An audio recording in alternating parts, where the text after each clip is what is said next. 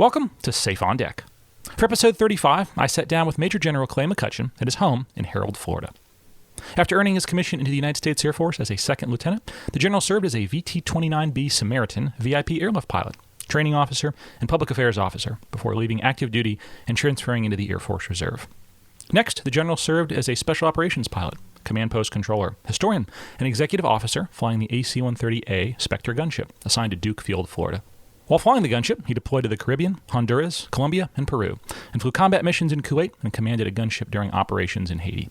The general also flew AC-130A counterdrug missions and commanded MC-130P combat shadow deployments to Italy in support of operations over Bosnia. The general is a command pilot who's logged over 4,600 hours in the Air Force in the VT-29B, the C-130A and E, AC-130A, and the MC-130P, in addition to over 3,000 hours of civilian flying. And his individual decorations include the Legion of Merit and the Distinguished Flying Cross. Thanks for taking the time to listen. In the future, I plan to continue to share similar interviews with both current and retired military aviators. If you have a question or a suggestion for a future interview, please leave it as a comment below. Safe on Deck, episode 35, with Major General Clay McCutchan. Enjoy.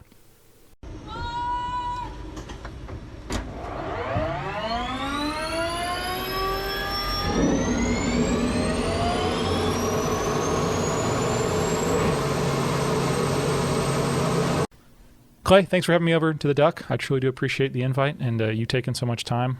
Start these all the same way. We'll start yours the same way as well. Where were you born? Honolulu, Hawaii. Really? 1949, the day the Wright brothers flew. My dad was a senior master sergeant with the Air Force stationed at Hickam. Wow. Do you remember Hawaii at all? I do. Went back many years later and recognized some of this stuff. I was 2 years old when I left, but Dad was there. He had gone back into the Air Force after World War II. He left the Air Force after World War II as a captain, and then went back in 1948, and they didn't have any commissions, so he took a NCO position, and he was a sergeant pilot to begin with, so he was rated aircrew, and then later was commissioned during World War II and flew test work at Eglin and then combat in China. But he went back in, and he was stationed in Hawaii, and he was working with the C-97. He was part of that outfit. He was flying as a flight engineer. And then he also, off duty, he was flying the airmail between the islands. He was an avid pilot, light plane pilot. He learned how to fly at 14, 15.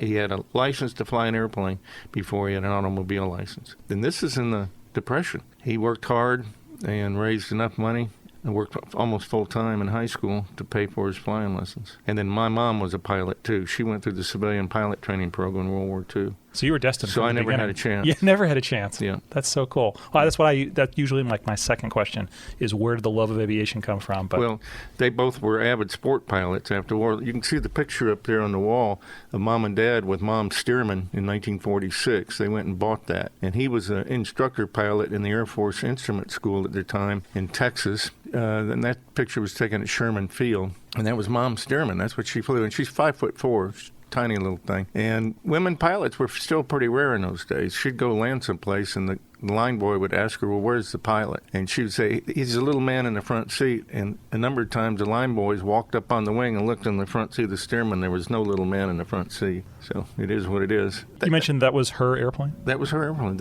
Mom and Dad went and bought it, and that's what she flew while he was out teaching instrument flying at Bryan. And then when World War II cranked up, he enlisted before the Americans got in war, and he was always a gifted teacher. In our family, McCutchan men tend to be Methodist ministers, school teachers, or drunks. I've been 2 out of those 3. I'm looking forward to wearing the cloth someday. But anyway, Dad was picked to be a maintenance instructor at Chanute in Illinois, and he applied to go into the Flying Tigers as a NCO maintenance guy, and they considered him too young. Chenault didn't pick him. Chenault's people didn't pick him. But he was interviewed by the recruiters for the American Volunteer Group, the AVG. And so there he is in Chenault, missed his opportunity to go work as a mechanic with the AVG, and they came down and said, we need sergeant pilots. They figured out they didn't have enough pilots, and people with college educations, there weren't enough of those. And so he signed up for the sergeant pilot program and got through it, and he had to unlearn a lot of bad habits he learned as a civilian pilot, which happens sometimes. And he met his best friend, Phil Coleman, there. They both went through sergeant pilot training together. They were up in South Carolina, and then they started at Maxwell Air Force Base and ended up at South Carolina. Then they came down to, they did the gunnery actually at Eglin, in their advanced gunnery. Eglin was a gunnery school at that time. If you were a fighter pilot in the United States of America, or you wanted to be one in the Army, and you trained in the southeastern United States, most of the time you went to Eglin for your gunnery. Now, Eglin had two basic missions: gunnery training, air-to-air and air-to-ground gunnery, fixed gunnery, not swivel gunnery. Swivel gunnery is for gunners, and that was over at Tyndall Air Force Base in Panama City. But Dad was in fixed gunnery, and he did real well in pilot training. But they plowed him and Phil into being T-6 tow target pilots at the gunnery school in Eglin. So they came down here as students, did real well, went back to where they were flying up in South Carolina, then they came back as T-6 pilots, and they hated it because all their best friends got to go to combat. All these other sergeant pilots got to go to combat, and almost all of them ended up in North Africa, and most of them got killed because they went into combat with minimum flying experience. And they were flying P-38s and P-40s and whatever else.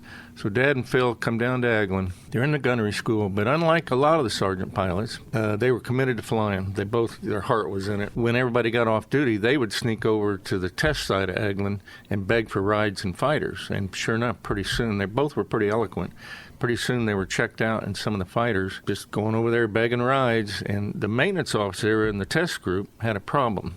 The test pilots did not want to fly maintenance test flights because it was below their standard. They were college educated. They were graduates of the equivalent to test pilot school, and why did they have to fly these maintenance FCF flights, as we call them today? And he had this brilliant idea. He said, I got these two sergeants that are here all the time. Let's bring them over to the test wing, and they can do the maintenance test flights. And so he did that. He had orders cut, and pretty soon the test squadron had these two pet sergeant pilots that were doing all their maintenance flights. So Dad got checked out initially in the P-39, then he flew the P-40, P-51, the P-38. He even flew a Spitfire. I think he might have flown the Messerschmitt because they had those at Eglin. They were cycling through in test work. He's not a big fan of the Spitfire he flew. It was worn out, and everything was pneumatic, and he didn't like that. So, but anyway, he got to fly all that stuff. Well, then the group commander saw these two sergeant pilots out on a flight line, and he goes, who are these guys? And the maintenance commander confessed, well, they're our pet sergeants who are doing all their maintenance. Well, we can't have sergeant pilots in the test wing, commission them. So overnight, Dad and Phil were commissioned as second lieutenants. So, and then once they're commissioned second lieutenants, the group commander said, well, give them test flights.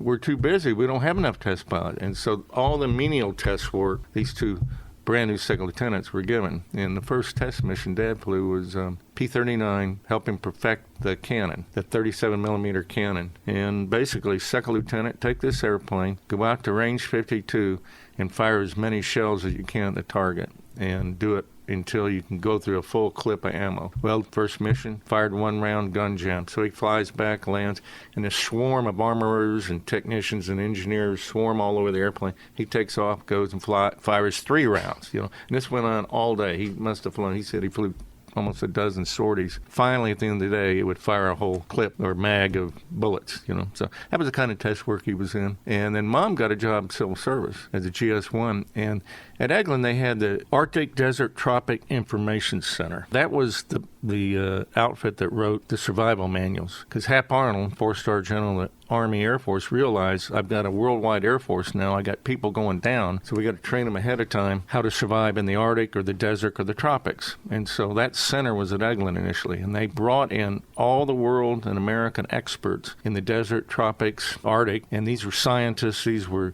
National Geographic world travelers, and they would sit down and write these manuals, and my mother typed them. And as a result, got to meet all these famous people she had read about as a teenager in National Geographic. She's meeting them and working with them and typing their drafts.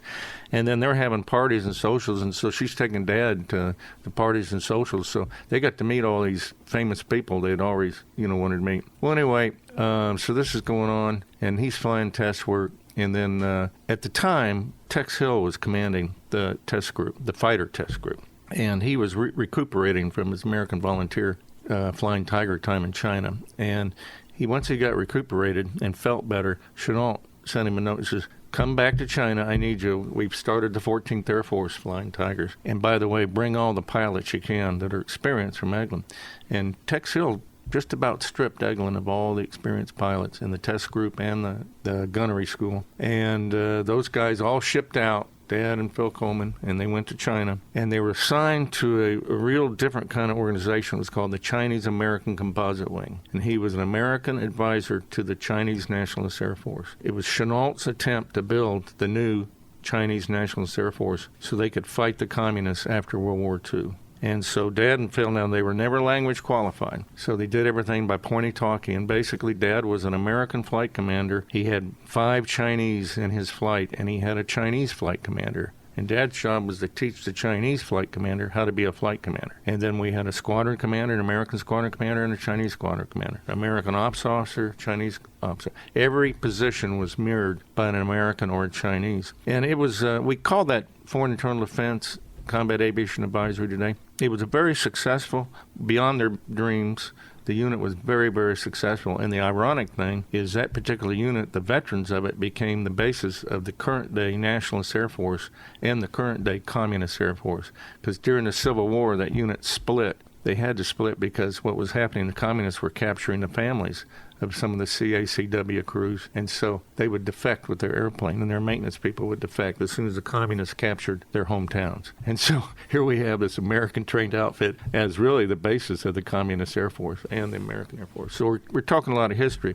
The problem is, you ask a historian to tell this. So anyway, long story short, that's why Dad, and after the war, Dad got out, and he flew for 2 years, P-40s and P-51s in China, and Mom worked civil service, followed that unit even up to New York, and then she ended up going back home to Evansville, Indiana, and she worked in the P-47 factory in Evansville. Evansville, Indiana actually produced more P-47s than any Republic plant in the United States, right there at Evansville. They also produced more LSTs on the Ohio River. Evansville's on the Ohio River. They were called cornfield LSTs than any shipyard in the United States. They also produced more 45 caliber bullets than any place in the world. I think it was 3.5 billion 45 caliber bullets, and they refurbished like 2,000 Sherman tanks, upgraded them to wartime standards. They were worn out from training centers.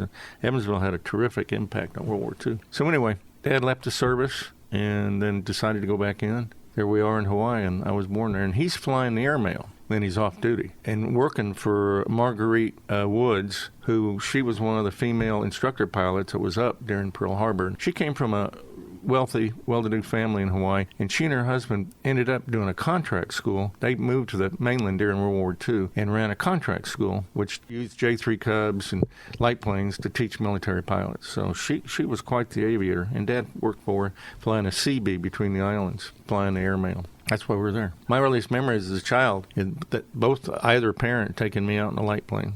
I was going to ask, do you remember your first flight specifically, or is just from a very young age? No, because I was too young. I mean, they had me in an airplane probably when I was like 6 months, or probably when we got home to the States. The Korean War was starting to rage, and he was recalled as an officer, and he was an IP flying T-33s and T-28s at Craig. And then when the war ended, he was caught in a reduction in force because he didn't have a college education. And so he reverted back to NCO status and ended up back here at Eglin in 1954. And I was 4 years old, and that's where I remember a lot of the light plane flying.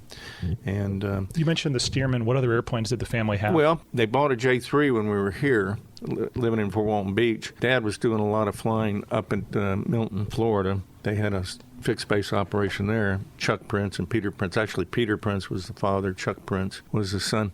And so Dad was doing a lot of flying for them, a lot of instruction, CFI flight instruction. By this time, he was a CFI and seaplanes and land planes. And so they bought a J-3 Cub and put it on floats and put it in Cinco Bayou in Fort Walton Beach. I'm 5 or 6 years old, and my mom says, let's go flying. So she would go out, and it was on a system. Dad had built a system to get the airplane out of the water, a track system. And she would get the airplane into the water, drag me, little towhead, and I was small for my age, and she was 5'4", so she was small. She'd stick me in the front seat, then she'd paddle the airplane out into the bayou, and from behind, prop the engine. There was no starter. Get the engine started, then scramble into the back seat, and we'd take off and fly to the Destin Lagoon and land in the Destin Lagoon. Now, Destin was abandoned in those days, just hardly anything, 1 or 2 restaurants. And she'd maneuver up to the Wharf restaurant, I think it was, tie down, here's all these crusty seaboat captains and crew dogs sitting there eating breakfast or lunch, and they're looking out, and here's this cute little blonde with this little tow-headed kid, and we'd go up and eat lunch and then get back, and I'd get some shells and a rock, and we'd take off again, and I'd drop rocks and shells on the boats and the water skiers in Choctachi Bay. That was my sport. And then I go into first grade on Monday, and second week of first grade, and we have show and tell, and the kids get up and tell what they did, and the teacher said, okay, Clay, get up and tell what you did for the weekend. I said, well, Mom took me and we got in this airplane, seaplane, we flew to Destin, and about halfway through the story, this teacher, I'll never forget her, she said, Clay, stop. You're not allowed to tell lies in show and tell. You have the truth. Your mother couldn't possibly be a pilot. She actually said that, and I was devastated. I never spoke another word in that class for the rest of the year. That ruined me, and I never forgot her name. I'm not going to mention it now, but man, that was a terrible embarrassment. But it's true. And 25 years later, I said, Mom, did you ever know this happened, that she said this and I did this? And she said, Clay, you should have told me. I would have whipped her ass. Yeah, anyway. That's awesome. When do you remember first thinking about the military as a career for yourself? Definitely ninth grade.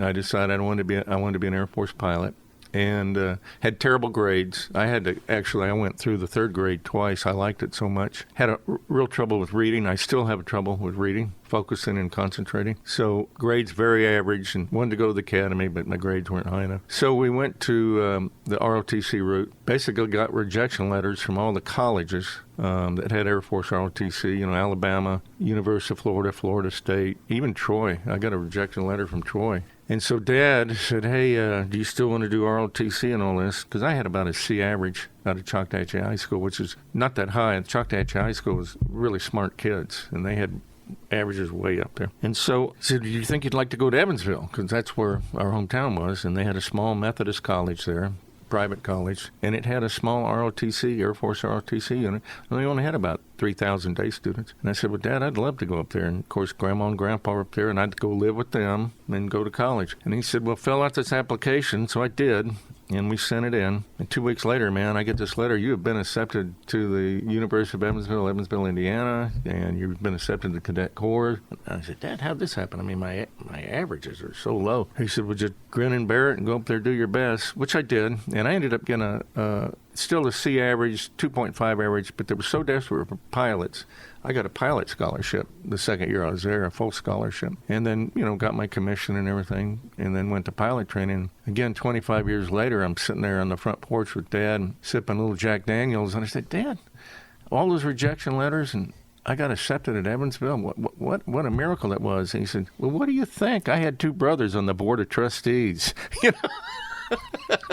So anyway, made it through. One thing I did as a cadet, I was one of the first ROTC cadets to go to Air Force parachute school as a cadet, and we paid our way. And I had a lot of experience with parachutes. Dad was dropping jumpers all the time at Milton Airport. So my weekends as a teenager was spent at the Milton Airport, and they were dropping jumpers. And in those days, the Shooting Stars flew out of Milton. They were a Navy jump team, like the Blue Angels. They were the official Navy parachute team at one time. And on their weekends off, they would jump at Milton. So I was around those guys and gals all the time. So I had a fascination with jump. So I went through jump school as a junior, between my junior and senior year. So anyway, went off to pilot training. I took my initial actual flying lessons with Dad, and it didn't work. He couldn't teach his son. He always felt terrible. I taught all these other people how to fly. I couldn't teach my own son. And part of it, I was slowing the uptake. If I could talk to him today, I said, and he bought an airplane to teach me how to fly, but it was a Ryan PT-22. And I said, had he bought another J3 Cub, it probably would have worked. But a Ryan, I think, was a little bit more than what I could handle in those days. And he bought that airplane in '63, and there's a story there because later on I bought it and flew it after I left the Air Force active duty. But anyway, so I went to University of Evansville. They had a flying program. So I did solo at Evansville Airport, same place Dad soloed at. I didn't get my private ticket. A lot of the guys got their private. And then I went to pilot training at Webb Air Force Base. Knowing what I know now, I wish I'd started as a kid, at 15 or 16, get my ticket, and just learn how to talk on the radio. I mean, that was half the battle. I did not do well at pilot training. It was marginal. Busted some written exams, busted a number of check rides in both the T-37 and T-38, but got to the T-38 and then had a hard time soloing. I couldn't get the sight picture on landing. And finally, I got it, but it was too late, really, and I went through the full washout program, busted my washout ride, and then the wing commander says, well, I've heard some good things about him, so let's give him another chance. And so they put me back in the lineup, and I had a very positive attitude, always, whether I was a first grader or I was in pilot training. I always kept up and up, positive. And see, I was doing a lot of extra stuff. I was going down in all my free time and sitting in the T-37 or T-38 simulator, and they noticed that. They picked up on it. And initially, my first IP in the 38 was too easy, too nice a guy, and I needed somebody that would push me a little bit. And so they switched me over to Larry Hutchinson. And Larry was a very aggressive athlete, champion snow skier, and had a really good reputation for saving pilots. And he basically saved me, and I got through the program. I set a record there. In fact, all these other guys at graduation were getting top pilot, top academic pilot, top this, top that. And they said, now we have this last award for Lieutenant McCutchan. It's the Red Cord Award. The T-38 tire worn down to the red cord because we officially know it took more T-38 landings to teach Lieutenant McCutchan how to land the airplane than any other American pilot at Webb Air Force Base. And I still have that. Yeah. So got through the program there. I wanted to actually go into special ops then. I grew up around Hurlburt, watching Sky Raiders and AC-47s and A-26s and everything as a teenager. And so on the assignment block, I'm kind of at the bottom of bottom of the class, or about the middle of the class, and they had a T-28 to England Air Force Base, Louisiana. And I said, that's me. That's the first special ops wing at the time. They were there. I'll go get checked out in the T-28. Maybe they'll let me fly not the T-28, T-29. It was a twin-engine airliner. They had a T-29 assignment to England Air Force Base, Louisiana. And I said, well, I'll go there and get checked out in a T-28 or something, or the Sky Raider maybe. But by then, the Sky Raiders were all gone. Well, anyway, I'm one of the last guys to get my orders in the class. Everybody goes and gets their orders and everything. So I go into where you get your orders to go to England Air Force Base, Louisiana, and the sergeant says, Lieutenant McCutchan, on this day you got survival school. Okay, I got that. On this day you have a port of departure. And I said, what's a port of departure? He said, well, your assignment's overseas. And I said, last time I heard England Air Force Base was in Louisiana. And he goes, well, you're not going to England Air Force Base. You're going to England, as in UK. And it's VIP airlift flying at RAF Mildenhall. And I went, And so I'm an English literature major in college. I was an expert on Shakespeare's plays, of all things. And so I said, well, throw me in that briar patch. Here I go, And so off I go. And it's funny, I got back to the pilot section. I was literally one of the last guys to get my orders. And they said, well, and they all thought I was dumb and stupid for going to Louisiana and going to England Air Force Base. And they said, well, good luck in Louisiana. I said, I'm not going to England Air Force Base. I'm going to UK. And boy, there was a real, because a lot of the spouses wanted to go overseas. And those guys had higher grades than I had. And there was almost a revolution that night, but they said, we can't change the orders. So I go over there. I had the best time in England, 2 years, flying the T-29. Now, I want to tell you about the key to my success in the Air Force. We're talking about military flying. Mentors, people that took care of me and, slapped me around just a little bit, picked me up off the ground, slapped me around, and said, okay, you're doing this right, but you're doing this wrong. And those are the things that were the key to my military flying. I always, somehow, by luck, ended up a mentor that would help me out and get me through a tough time. And it was true really through college and high school and elementary school. I had a number of teachers that took me under their wing and says, look, you're not doing too good, but here's what you can do to improve. And so the Air Force was like that. And that's one thing about military I found is the opportunity to help somebody. I had a bunch of guys that circled wagons at pilot training. The head of our class did. Larry Hutchinson, my IP. Mike Davis was number one in our class. And he broke away his own study time to go over and help me get through the program. You see? And I think that to me, that's more important than flying. It's the team effort. It's recognizing somebody wants to do the job but's having problems. So let's help them out. And so that's what made the difference. Had some great mentors in VIP airlift flying. And then they shut down the T-29 program after 2 years, and I came home. But during my stay in England, I fell in love with the aviation history again, learned the 8th Air Force history. The Americans aren't taught 8th Air Force history or 9th Air Force history. The English knew it and lived it. They taught me about the 8th Air Force, about the Memphis Belle. They taught me about R.A.F. Basingbourn and the 91st Bomb Group and Jimmy Stewart being over there as a bomber pilot and everything and a war hero. And so Came back, went through the C-130 program. Before we get away from England, Yep. Can I ask a question? Yep. Any good flying stories? I've never flown in England. I've never really flown in that part of the world. There was at a all. lot of weather flying. It was almost all IFR. In those days, from 5,000 feet, or 3,000 feet really, every quadrant there was an old World War II airfield, hard surface that you could land on. And there was actual cases where military airplanes got in trouble and lost their engine. And, well, what quadrant do we want to land in? Do we want to land to the north or south or east and west? Because there was an old military field. And my particular VIP unit had just had that something like that happened. They had to land one of the T-29s. Our job was to fly all of the 3rd Air Force pilots. We were at Mildenhall, headquarters of 3rd Air Force, that were in staff jobs, or 3rd Air Force navigators. They're F-4 front seaters, F-4 back seaters, F-111 right seaters, F-111 left seaters. And if they're in a staff job, they couldn't fly the jet, so they would come fly with us to get their flying time. It was like being in a reserve unit in a way, because I did a lot of flying on the weekends. Those guys had to work during the week, and then they'd show up on Friday afternoon, and we'd take a T-29 all over Europe. So I got to fly all over Europe. I mean, where did I want to go on Friday? Italy, or we couldn't go into France. France had left NATO, but Spain, loved Italy. Belgium. We just went all over and took those guys all over the place and flew with them. And we were the hard crew, and they'd get in and out of the seats and get their approaches and times in it. Went into Aviano the first time. Really, that was quite a challenge in those days because of the mountains around it and the weather usually being bad. When we were there, the weather usually was bad. My first cross country in the right seat, we had a guy, but then, I forgot his name. I should have looked it up before I started talking. But he was one of the custodian base commanders. You had about 4 or 5 custodian bases. These were bases with a minimum crew and a lieutenant colonel. 15 officers and NCOs, a lieutenant colonel, just to keep the base clean and ready. So if we forward deployed forces, they would fill them up. This guy was one of those guys, and first time I met him was when he showed up as a left-seater, and they assigned me as his right-seater. And our shop didn't have a left-seater available, so I basically was the full-time guy in the unit. So off we go. And we go into Italy and load up the airplane was full of crew chiefs.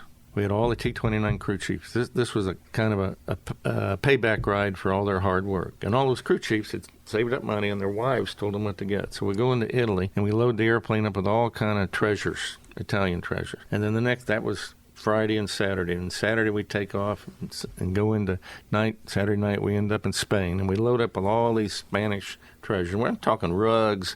I'm talking big stuff. Some of it furniture. And we are loaded to the gills. We got this half a dozen crew chiefs. We got a couple navs and pilots from other organizations. And we got this steely-eyed aircraft commander and me. And so he turns around to me. It's day VFR, beautiful flying. We coast out of Spain, or we actually eased up the coast of France. And we coast out of France, going in England. You could see England. And he says, Clay, why don't you get out of the seat, and we're going to let this other pilot get the approach and landing, because he's one of them. I said, sure. So I'm out of the seat. I go back, and I'm tired. I lay down, because these guys, they had a great time while they were there. They ate and partied and everything. So I'm laying back there, and all of a sudden I hear this loud banging on the right side of the airplane and loud noise and the airplane shuddering. So I roll out of the bunk and go running up. And the aircraft commander turns around to me and says, Clay, get the ditching manual out and get ready to throw all that stuff out of the back of the airplane. And I'm shaking. I can't even read the damn checklist, because I'm shaking so bad. And of course, the crew chiefs, they were horrified. They're getting ready to throw all this stuff out that they had bought. Their wives were going to wring their necks, And we got in the ditching mode there for a while. What happened, we encountered a front, went from day VFR to a full-up icing condition, lost an engine, everything iced up. And we were going into the English Channel because we were iced up. And the pilot turned back toward France, and the French didn't want us to land. And so he said, okay, you toads, we can make it to Belgium. So we ended up going into Belgium and landed safely. And it was really probably my first active duty on the line flying war story. 2 weeks, a week, we were there at least a week in Belgium, near the Belgian capital, and they finally were able to get the parts in and fixes. And I learned, number one, stay cool. The pilot, aircraft commander, was like the Iceman. And then the other thing about him, he was the only one guy in the crew that had a credit card. In those days, credit cards weren't that common. And none of us had money. We'd spent everything. So we lived on his credit card for a week. And so when I got back to RF Mildenhall, I went out and got a credit card. Anyway, that was a great experience. And later on, I saw him do some things. He was highly, highly respected. And I couldn't understand why he was at this custodian base as a lieutenant colonel. He had gray hair, but he was much younger. He gray-haired early. And what I didn't know, he's actually one of the burners, really sharp guy, had a great reputation. And they kind of put him as a custodian base assignment prior to some bigger assignment. And he was one of the number one guys. Very impressive. And he showed up later as a wing commander at Hurlburt. And then later, he made 2 stars in Special Op. And as I say, I'm ashamed of myself that my prevision hadn't kicked in right now, and I can't remember. One thing I do remember about him, we flew into his base, and we had the 3rd Air Force commander. And usually when we went into the custodian bases, that 15 or 20 man would be out there, and they'd all be in blues, and they'd be a band, and all this rigmarole and a red carpet and all that. We landed at his base. It was just him in a flight suit and his son, his little 6-year-old son in a flight suit. No band, no red carpet. And that plane pulled up, and our 3rd Air Force commander was a tough guy. I mean, he didn't put up with anything. And he stepped out on the steps, and Hugh Cox was the commander's name, Lieutenant Colonel Hugh Cox. And Hugh Cox saluted that general, and his son saluted him, and that general was so impressed. That was the best, and he made the comment, that's the best arrival ceremony I ever saw, I mean, that's a war story. That was really very impressive. So Hugh taught me a lot about that. He was very, very down to earth. He left active duty as a 2-star. He was down at USOCOM and then retired. And he had served in Alaska as a captain and had befriended a businessman, and that businessman became the governor of Alaska and called Hugh Cox up to come in and be the head guard guy in Alaska, air and ground, apparently. And because he needed an outsider. There was too much nepotism and politics in the guard up there, and he needed somebody from the outside to come in and clean it up. And he did. He went up there and was recommissioned in the guard as a 2-star and all that stuff. I don't know how all that works, but he served as a 2-star, head of the guard in Alaska, and fixed things. Just a super, super wonderful human being. Okay, so came back to the United States, went through C-130 school. While I was there, I decided, I think I would do better if I went to the Reserve or Guard. It was a big decision because all I ever wanted to do was serve on active duty and be out. And another thing, I was trying to get in gunships, and the active duty says, no, you don't have enough experience. We're not going to put you in gunships. So I said, okay. Well, I come home, and I meet one of my friends who had gone through pilot training at another base, Al Greenup, and I told him my quandary, and he said, this is in summer of 75. He said, well, Clay, our reserve unit's getting gunships. 919. He said, why don't you leave active duty, which I'd been thinking about, and come fly gunships with us? And I said, you think they'd let me? Oh, absolutely. He said, come and interview with the ops officer. So with that, he took me out to Duke. I was on leave, and I walk in, and the ops officer's Major Jimmy Sherrod. Well, Captain Jimmy Sherrod was in a reserve C-130 a year and a half before that broke down at RF Mildenhall. And I'm sitting there, Second Lieutenant McCutchan, in the pilot section of the VIP unit, and the phone rings, and it's the wing commander. And the wing commander, Lieutenant McCutchan, wing commander wants you right now. So I go running down there, and yes, sir, what's up? He said, I got these damn reservists that have broke down on this base. You're from Florida, aren't you? I said, yes, sir. You're from Fort Walton Beach? Yes, sir. Well, they're from Florida. They're from Fort Walton Beach. And they're flying C-130s. You take care of them, and you do everything you can to get those reservists off my base and going home as soon as you can. And I said, yes, sir, I'll get those damn reservists off this base. That's a true story. And I worked with him, and I helped, and it was Captain Sherrod, and helped him, and he was a traditional reservist. He was going to college to become a dentist, I think, at the time. And so, finally, we got the parts in, and I escorted him around, took him to some museums, and really we had a good time. And then they went their merry way. And then here I am a year and a half later, walk into the office, and the ops officer is Jimmy Sherrod, and he's got a photographic memory. He remembers everything he sees, anything he reads, anybody he meets. And he said, Clay, has your dart game improved since I last saw you? And I'm going, bah. But we did the interview. I just finished C-130 school. I was exactly what they wanted, a junior guy. What I didn't realize, though, I was coming into a culture, almost all the guys were Vietnam vets. And Al Greenup and I were the 2 lieutenants. Al was a Vietnam vet, but not a pilot vet. He was a Green Beret in Vietnam and already had an air medal from Vietnam as a Green Beret in the back seat of O-1s. But he said, Clay, if you put the paperwork in the Palace chase. That means you go directly from an active unit to a reserve unit. It'll flow really well.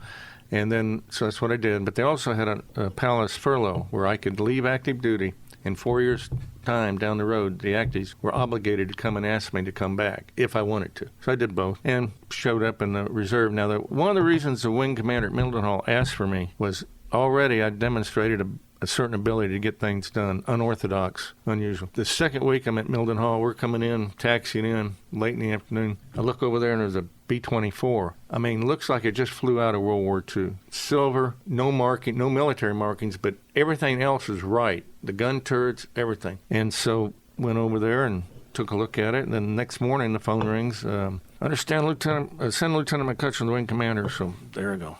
Padding over. He says, Lieutenant McCutchan, you've only been here a few weeks.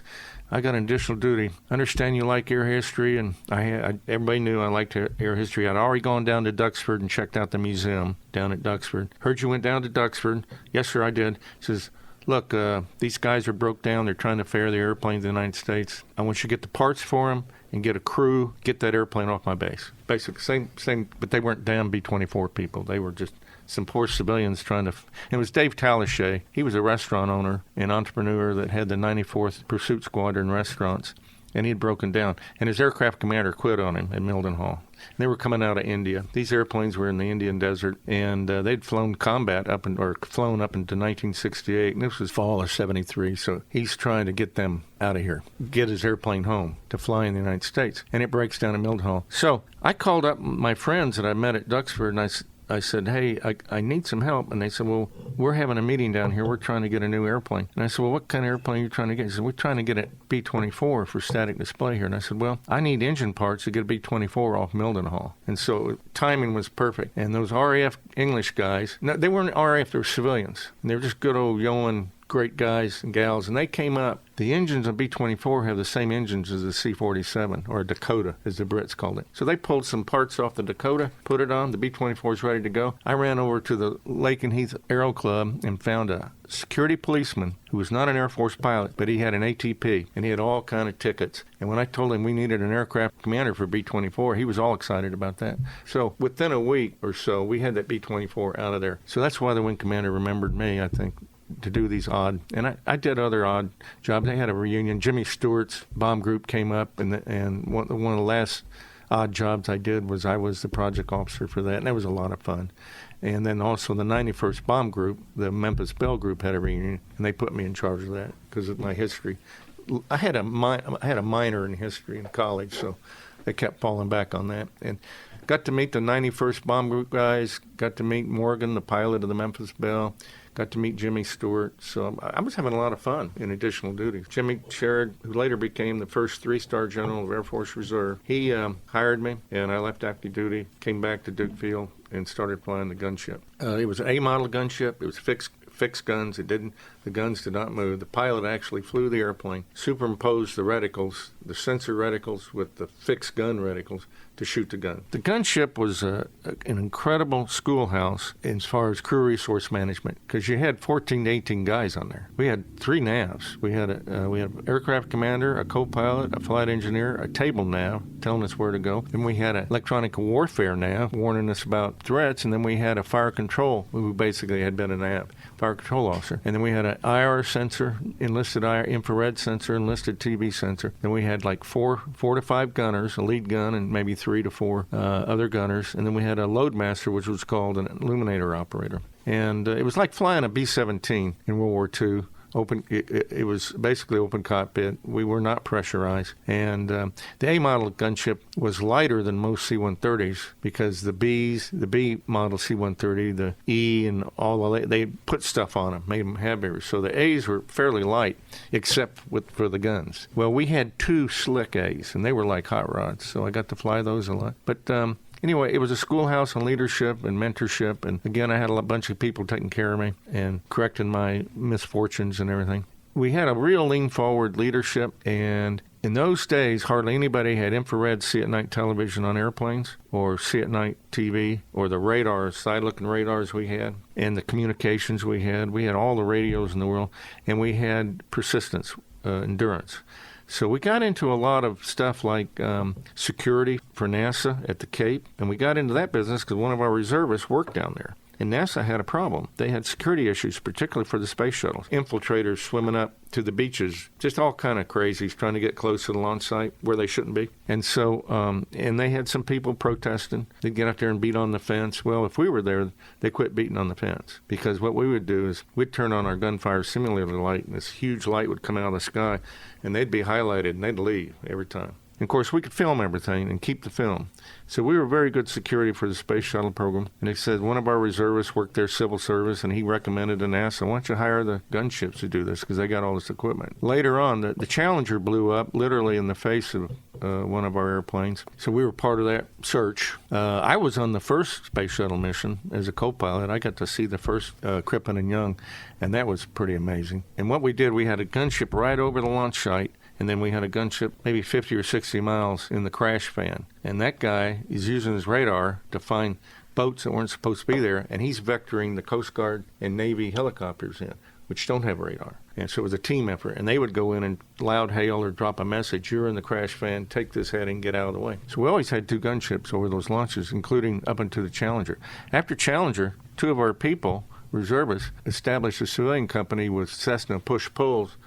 By that time, they had little IR balls and little radars and see-at-night televisions, and they got the job. It was a lot cheaper, too. That was called AirScan. And AirScan's pretty famous. They're worldwide, still operating, covering lines of communication, power lines, oil lines, roads. They do a lot of that. They've been doing work like that all over the world since that time. So anyway, we also began to do a lot of Central and South America deployments, Honduras, Peru, Colombia. One of the Honduran missions, we got down there. Al Greenup was the aircraft commander. I was a co-pilot. And the first thing we learned, we'd go into, I guess it was Tegucigalpa, was where we were operating out of. And they had this big sign, Air Force pilots will not practice the Army approaches, the VOR. And they had a temporary Army VOR out there. It's not authorized for Air Force crews. And so Al and I kind of looked at each other. He says, well, it may be the only thing we have because the weather. And we didn't have air refueling in the A-model gunship. And sure enough, we practiced that approach in the daytime. And later on, toward the end of our 2-week reserve tour, we get this call. There's a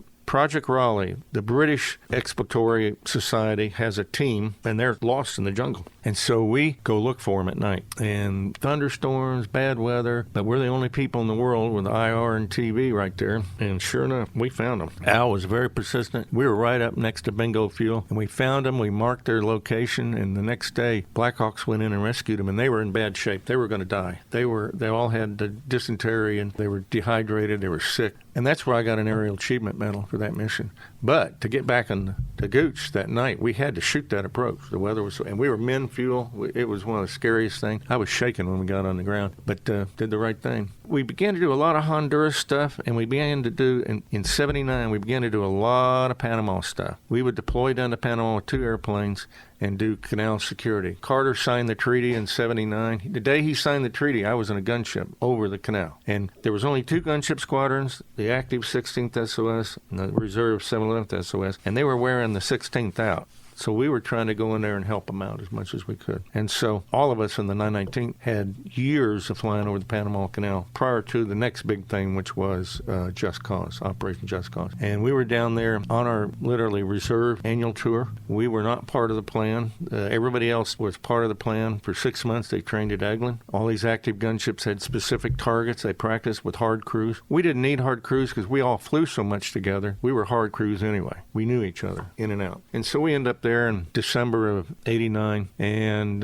Noriega had his people, his PDF, had killed a lieutenant, and I was kind of watching the news, and we were scheduled to go down there and took off on Sunday, the 17th, which was my birthday, and landed there. And we got jacked around by the Panamanian controllers. So I said, look, I told the co-pilot, Mike Milton, I said, let's just cancel, go in VFR. Quit getting jacked around. You know, they were giving us all these headings, and they knew we were low gas because the A-model couldn't refuel. So we're coming in there. We got to be careful or we'll run out of fuel. So we landed, and boy, I could tell something was going on. And when our mission commander, Ron Ettinger, walked up, Lieutenant Colonel Ettinger, I was a major at the time, he said, Clay, don't let your crew drink. So I said, nobody drinks. Thanks. Okay. And sure enough, we were not part of the plan. Never practiced it, but we'd been down there so much. And we had a lot of expertise. One of the issues with the actives, they were bringing people in on active duty in the gunship program, and they'd spend 2 or 3 years, and then they have to rotate out. Well, shoot, I think by that time I'd flown the airplane for 15 years or so. Same airplanes, same squadron. And I had my co-pilot, Major Mike Milton, had 1,500 combat hours in Vietnam as a Huey helicopter pilot. My engineer had a Bronze Star as a Huey helicopter Army crew chief in Vietnam. We had a lot of experience that they didn't have because a lot of them, when their people would move on. We had majors where they had captains. We had tech sergeants where they had staffs or senior airmen. So we had a lot of seniority on that airplane. And we had 2 of us down there, two reserve gunships, Mike Wilson's crew and my crew. And they basically started the war, and we got involved in it. We did not have green ID cards. We had red ID cards, which, they asked us, you guys want to participate in this? We said, absolutely. And so we did. We flew a large number of missions, as many in ratio as many as the actives did, with only 2 crews. In fact, our ratio might have been higher than theirs because our maintenance, we didn't break down as much. Our airplane was not as sophisticated, so it could handle a week of hard flying. As it turned out, they had 2 airplanes go down on them, so we were there. We were the reserves that they didn't have.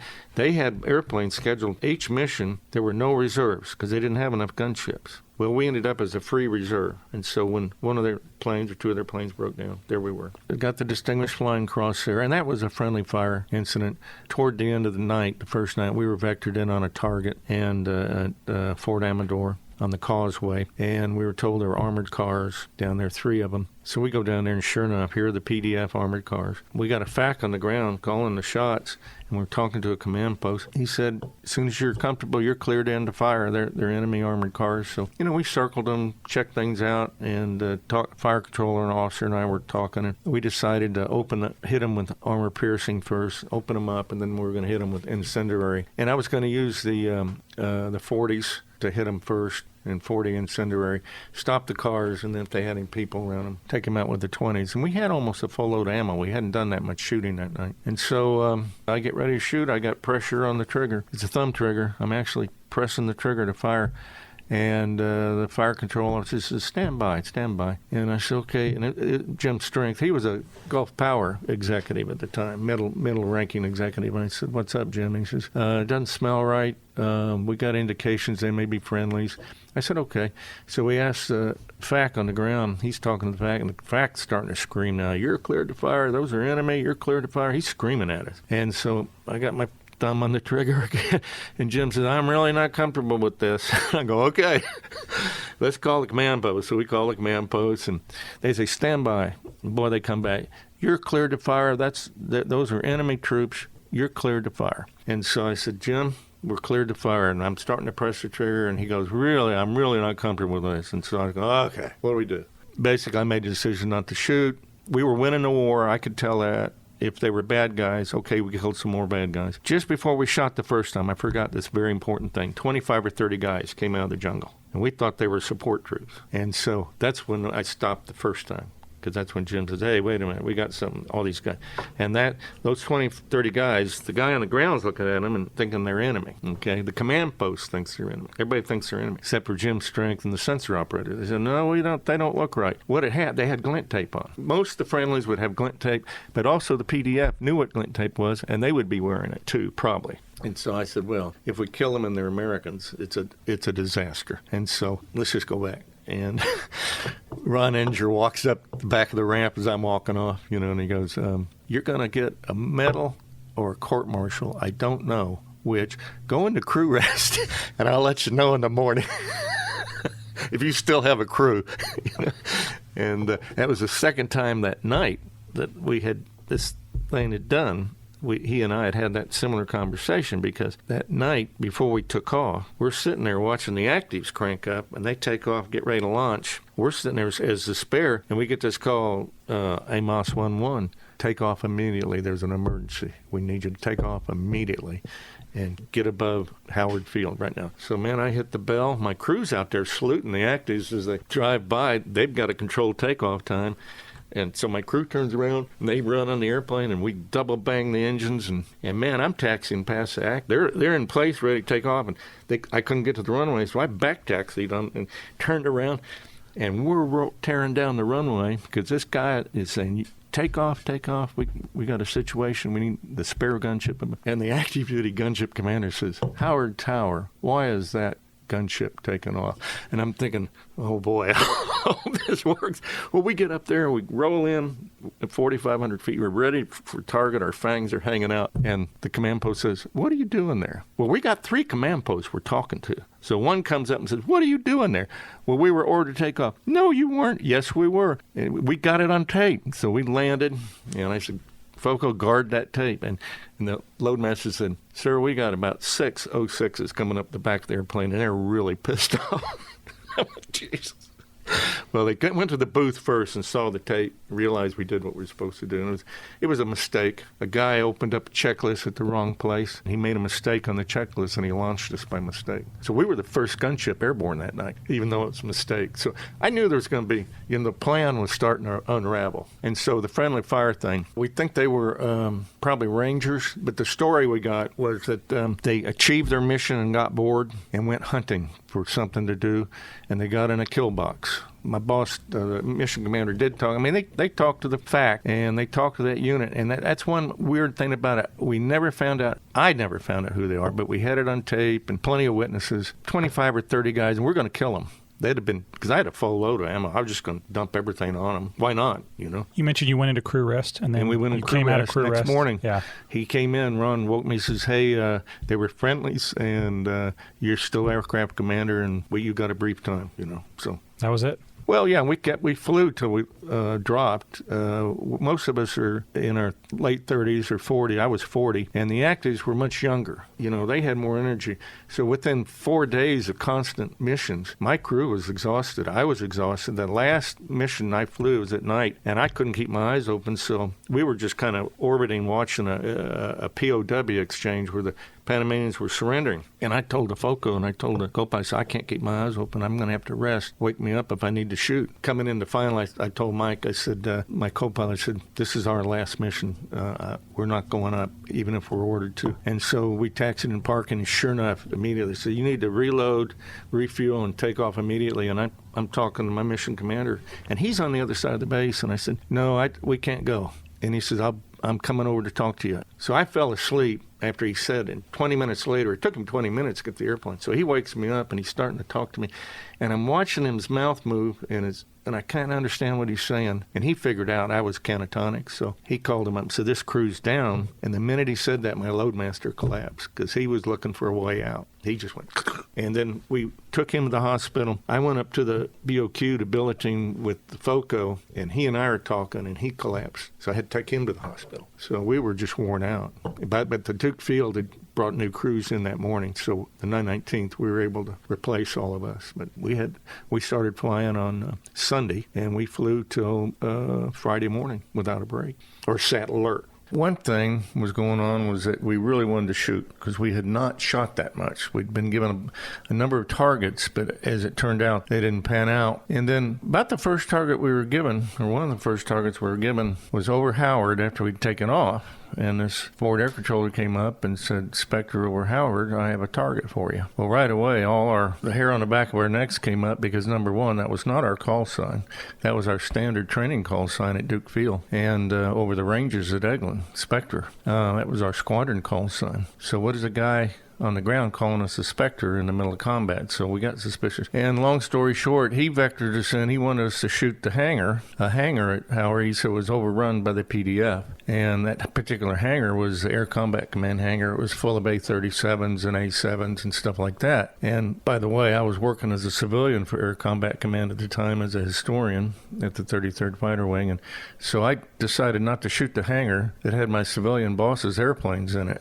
And of course, we were very suspicious of this character. But he had all the terminology right. He didn't have an accent, but he sure wanted us to shoot that hangar. And we could tell, we were looking at the hangar, and we didn't see any PDF swarming around it, that sort of thing. So right off the bat, there's a little bit of doubt there about our targets. And so obviously it was an enemy who was trying to get us to shoot our own people. So that was the first target that night. And then we had another target, a Panamanian defense station, like a police station, and they called them Denny stations. And we went there, and it was a very frustrating moment because we could not establish comms with the guys on the ground there. And we could have helped them out. And as it turned out, I think a Marine or two or an Army guy or two were killed in that assault. But basically, Americans were assaulting this Panamanian PDF police station. So that was kind of frustrating. And then we were ordered over to Albrook on the other side of the canal. It's an air base there.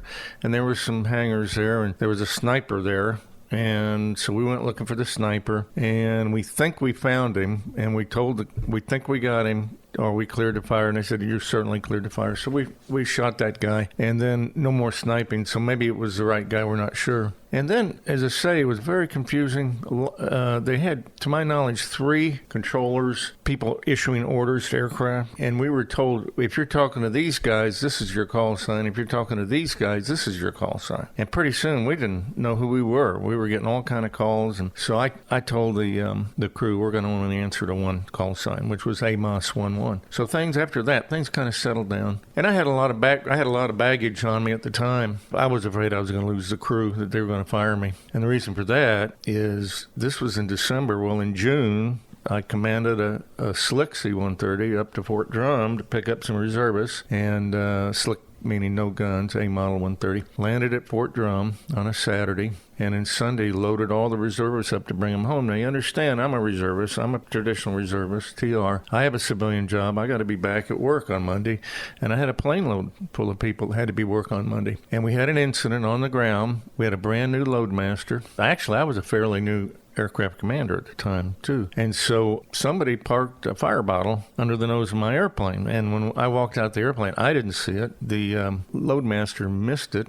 And he was out. He cranked us all up. He's standing out in front of the airplane and got all 4 engines cranking, and with the fire bottle between him and the nose of the airplane, and he just didn't see it. And, it was his first mission as a full-up loadmaster. He flew up there as a student. He passed that ride going up, and so this was his first ride. And, by the way, he made Chief Master Sergeant years later, so he recovered, and he's a great guy. But anyway, we basically ran over the fire bottle and scooped it up in our left wheel well, and we taxied out, and I'm getting ready to take off, and a Green Beret is standing over on the side giving me the Army version of shut down your engine, which is you swing at your knee. You take your hand and you swing at your knee, which means shut down. And I knew that symbol from a Green Beret buddy of mine. He had told me that's Green Beret for shut down. Do whatever you're doing. And so I told the crew, I said, we got a problem. That guy's telling us to shut down. So I deplaned the same loadmaster, and he goes out and he said, well, we got a fire bottle up under the left gear,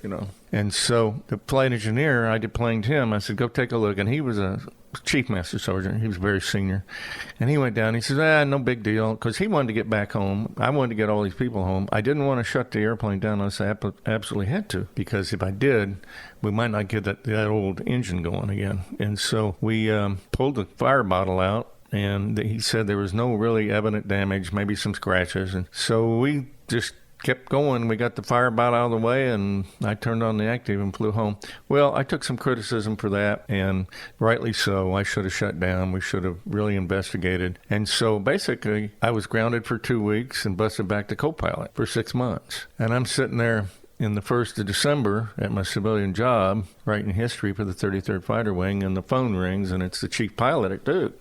And he said, hey, can you take the Panama Christmas rotation? And I wasn't on it. At the time, I said, well, yeah. I looked at my calendar. I was single, and I knew my family, my parents could take care of the airport. So I said, yeah, I think I can do that. He said, good.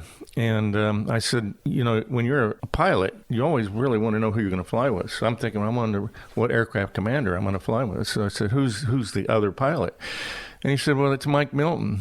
And I said, well, how's this going to work? Mike Milton's a co-pilot. I'm a co-pilot. How are you going to do that? And he said, well, you're flying tonight, aren't you? And I said, well, as a matter of fact, I am. He says, in fact, you're flying with me. You're going to have a no-notice check ride. So I said, well, and it was no notice. I hadn't studied. I wasn't ready for a check ride. He said, you come on out and fly, and we'll see how it goes and see what we can do about making you a aircraft commander. So I did. I went out and flew. He said, you did great. And I was an aircraft commander the next day. And the next time I flew the airplane was when we deployed to Panama. So I was out of the doghouse. So you can imagine the pressure on me at the time. I couldn't believe it that this thing was happening, and I was down there right out of the doghouse. But anyway, it worked, and had this great crew. They made me look like a prince. And I tended to be very average in my flying skills, so I relied on crew resource management probably more than other pilots and took more crew input. And another long story short, we got back after Panama, and I had several of the older guys, the Vietnam vintage guys, come to me and said, glad you were there because I'd have shot those guys. And that meant a lot to me, that those Vietnam vintage guys, they understood the pressure and that sort of thing. The other thing that I'd like to mention that we haven't talked about is the very next night, we went out and we did the Marriott Hotel rescue, basically. There were a bunch of civilians in the Marriott Hotel in downtown Panama, and the Army paratroops were going to go in and get them. And so we were escorting the paratroops up the road going into the Marriott Hotel in downtown Panama. And we're basically in a left-hand orbit. The troopers are moving down the street, and we're just going with them. We're just following them. We put a sensor out in front of the troops, and we kept a sensor on the troops, and then we had visual sensors. We had guys looking through MBGs. That's all kind of. We had the radar out. We were doing everything we could to clear for them, and we saw three guys and we were about 4,500 feet altitude, so we were low. We tended to be the lowest gunships during almost all of Just Cause. They had gunships stacked up from 4,500 feet up to 9,500 feet. Probably single greatest use of side-firing C-130 gunships ever. You had like 8 or 9 active-duty gunships and these 2 reserve gunships swirling around Panama, up at the north end, south end, wherever. So anyway, we called the Army, and we told them, we said, and of course, I'm not talking. I'm just listening to the fire control officer talk to the Army guy on the ground. Actually, it was an Air Force FAC on the ground with the Army troopers. And we said, we think there's 3 snipers up here. We're going to watch them. And they said, Roger, you go ahead and set yourself up, and if they start shooting, we'll clear you to shoot them. So we eased up there, and we set up an orbit. And you can bring the fire system down. So I brought it. You can shoot at like 6 mils or 5 mils or 4 mils, and the less mils you get, the tighter you have to be. You really have to be tight. You have to be right on. And so I think we went down to 2 mils, which normally was pretty low. Usually I shot at 3.5, maybe 4 mils, if I can remember. This is so long ago. But anyway, we went down to about 2 mils. The wind wasn't blowing that bad, and everything was perfect. And I had the reticle focused on the sensor reticle. The sensors are looking at the snipers, and sure enough. And we'll use 40. We're not going to use 20 because 20 is like a shotgun, and we're afraid we'd hit the paratroopers. The 40 is a lot more accurate. We're in the orbit. I'm in the sight, and about that time, these guys started shooting at the paratroopers. And I could hear the guy on the ground. I could hear him, and you could hear the gunfire, and he starts screaming, "You're clear to fire, you're clear to fire." And my foco says, "We can't. They're too close." He said, we can shoot, we can hit them, but they're too close. They'll have to give us permission to shoot. And I forgot the name of the term. They had a term, danger close or something. And he says, you're danger close. I think they were 6 to 12 meters away. It was really close. They were basically across the street. And so the guy on the ground, the Air Force, goes, "You're cleared to fire." And boy, with that, I hit that trigger, and about 6 or 7 40 just puked out immediately. And as I say, everything was just perfect. Plane was working, the sensor system was working, the guys were doing a great job on the sensors. And we shot about 6 or 7 rounds. And of course, those 3 snipers they vaporized. Every round hit right on them. Now, I understand, we found out later, one of the rounds went through the bad guys through the building and hit the street. And it was 40, so it blew up, and a piece of shrapnel hit one of the paratroopers. So we did have a little bit of a friendly fire there. But the kid kept walking. I mean, he didn't stop. So, and it was so funny because I remember the forward air controller screaming, "Boy, that is close." "Well, we told you." He said, "Man, that is close." I said, "Yeah, we told you it was close." And so they went marching into the Marriott, and we covered them until they rescued the Americans. And to me, that was a gunship crew doing its job. You know, we were ready. We did everything right. And all those years of left-hand orbits over the Eglin Reservation paid off. And so that was good. Clay, you talked about crew resource management, and it sounds like you had a good crew in both those cases. Were there ever any flights, and it doesn't have to be necessarily a combat mission, where maybe the other way around, where it was not a good example of CRM and you as the leader, or maybe even someone else in the crew had to kind of take the mantle and get things back headed in the right direction? I only had one crew in Panama. They were the same guys on all the missions in Panama. Actually, one time we had a breakdown in crew resource management. We had an aircraft commander who, he was a bully, and there was only one way his way. And we went on a flight up to Canada, and the first thing he did, besides just kind of a bully, and I didn't like flying with him. In fact, that was the last time I ever flew with him. After that mission, I told the pilot section, don't schedule me with this guy. He actually assaulted me in the hotel. I was standing in line. I never saw it coming. He came up behind me and started choking me. And the nav and fire control officer pulled him off. And with that, the nav resigned from the crew. He called up Duke Peel and says, I'm getting an airline ticket, and I'm coming home without this crew. And because the crew, we were breaking down in our. And that night, that same aircraft commander was arrested for assaulting a Canadian. He was in jail. The Canadian base commander had to go get him out of jail. And really, the crew should have been grounded. We should have never flown home. And then Sunday, we come home, and he made me miserable the whole time. And because he blamed me for him going to jail. Well, I had nothing to do with it, you know. But that was probably the worst case I ever saw. But he was the exception and not the rule. He was really... And people made exceptions for him for years out there. It was sad that they tolerated that kind of behavior, because that wasn't the first time or the last time it ever happened with him. Probably and I'm glad you asked that question, because I was thinking about the best example of crew resource management I ever experienced, and it really wasn't a reserve crew, which I flew with all the time. It was an active duty crew that I rode with during the Bosnian operation. Now, we had switched from gunships. I was transferred out of the gunship into combat shadows, AC-130 Papas, and we refueled special ops helicopters, the 160th at Campbell, the Navy special ops helos, And then Bosnia popped, and the active duty shadows were in desperate need of relief. So a couple of us gave up Christmas again, and a couple of us reservists, and we went over and flew with the actives that were based at Mildenhall, England, and they were forward deployed to Brindisi, San Vito, and we were flying into Bosnia, refueling active duty special ops helicopters and doing other things. So I was on a shadow with this active duty shadow crew, and they're very young. Captains, lieutenants. I was a lieutenant colonel at the time. I was a squadron commander of the 5th Special Operations Squadron. And so that night, that crew went in to, I forgot the name of the town, or it was like the capital where all the action was going. And I've kind of forgotten the particulars, who was shooting at who was, Serbians and this and that and all this stuff. But we were going into an air base that you had to be on top of things. Number one, you get shot down if we went in the wrong area. If you deviated and went in the wrong, you could get shot down. And number two, or intercepted by the bad guys. And then the weather was just terrible. And I'm listening to the radio, and I'm listening to guys going around. They couldn't get in because of the weather. And this crew is doing such a great job of crew resource management and flying the airplane. And they were being thrown curveballs constantly, and they were constantly figuring out a way to get around the curveball. It was constant. It was crazy. I said, man, these guys are really, really good. And sure enough, we got in. The plane in front of us went around. Very experienced crew. Later on, I found it was one of the most experienced crew. They'd been in and out of there, but they couldn't get in.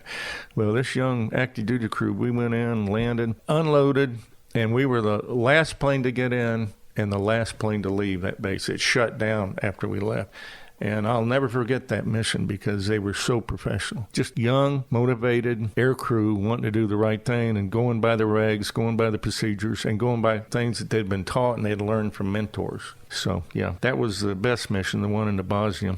Looking back on Panama and that entire operation and all your time there, was there any big lessons that not just you, but the whole community learned, the AC-130 community learned, that influenced future combat operations? Well, one thing, we were not part of that at all. They didn't plan on using us at all. And to me, that was the big lesson. They had planned gunship strikes on, 8 targets, and they only had 8 gunships, or 9 targets. They only had 9 gunships. There was no reserve. And had we been included in the 6-month prep, we could have had maybe 4 crews down there instead of 2 and really plussed up the possibility of backup. And as it turned out, an active duty gunship, the one that was over Padilla covering the SEALs, they broke down. And so Mike Wilson, the other reserve crew, was launched to go cover them. But by then, the SEALs that were killed, they were already dead. And no fault of the active duty gunship. It wasn't there. They couldn't do anything about it. I think their fire control system. And they had one of the best crews, one of the best. I knew the aircraft commander, super guy. So why do you think the reserve community was not included in that initial planning? I don't know. For a long time, we weren't. And then after that, we were included more because we did do well as a unit in Panama. And then, because Mike Wilson, the other crew, did some really good stuff, too. He was a Delta airline pilot at the time and probably the most experienced gunship pilot over Panama, considering he grew up there. He spoke Spanish, and he had flown over Panama as an O2 pilot and then went back as an active duty gunship pilot and then went back as a reserve gunship pilot. So really, of all the pilots airborne that night, he was one of the most experienced over Panama. Now, a year later is Desert Storm, and we were included more. Our whole unit was recalled, and we went as a group. And in fact, I went as Mike Wilson's co-pilot, and we flew together on that. And that was another. Mike is a great aircraft commander and a very gifted pilot. He was the Air Force Academy graduate. Very smooth and very quiet and very low key. But when he starts doing things start happening. And what made him great? Why did you enjoy flying with him? He wasn't arrogant. It wasn't all about him. It was about the mission, and it was about working with the crew. And he would listen. If you had an issue, he'd listen to you. And everybody I've talked to just thought the world of flying with Mike, and I did too. I was lucky to be his co-pilot. So anyway, we went over there and what most people didn't know about Mike, and I'd already figured it out, he was a real warrior. You put him in a combat situation, something's going to happen. And everybody thought, Mike's going to, he's low-key quiet and, he's never going to do anything dangerous. Well, he believed in employing the weapons system, and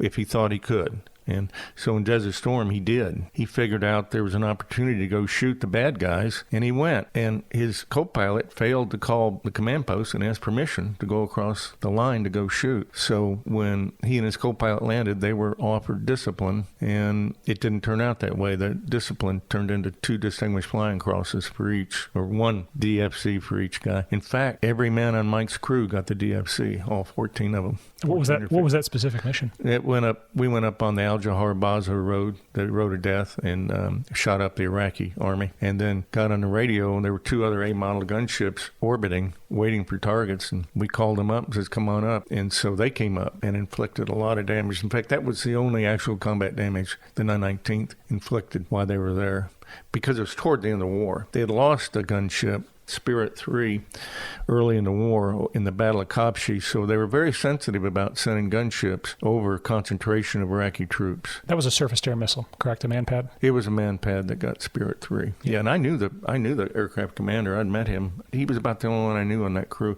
and we actually went and searched for that airplane, and we didn't find it. But later on, they found it.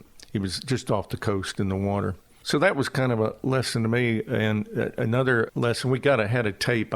I've lost it, but it was an oral tape of the 3rd crew that went across, and that was Larry Mitch. And he was the city manager of Dothan, Alabama in his civilian job. And he was a Vietnam vet, KC-135s, and then he went back as a category, I think they called him B, forward air controllers. He wasn't allowed to, since he was a multi-engine guy and not a fighter pilot, he was not allowed to FAC over American troops, but he could FAC over Vietnamese troops, and he did a tour. So he was a real warrior. And his speech before they went across the red line to go into combat was like right out of 12 O'Clock High. He said, "Okay, guys, here we are.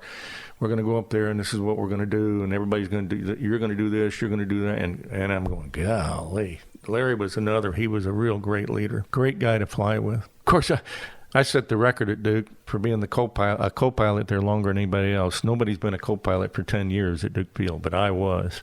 And finally, when I decided to accept the responsibility of being an aircraft commander, I had a lot of mentors and a lot of teachers. And I thought about different guys and how they managed a crew.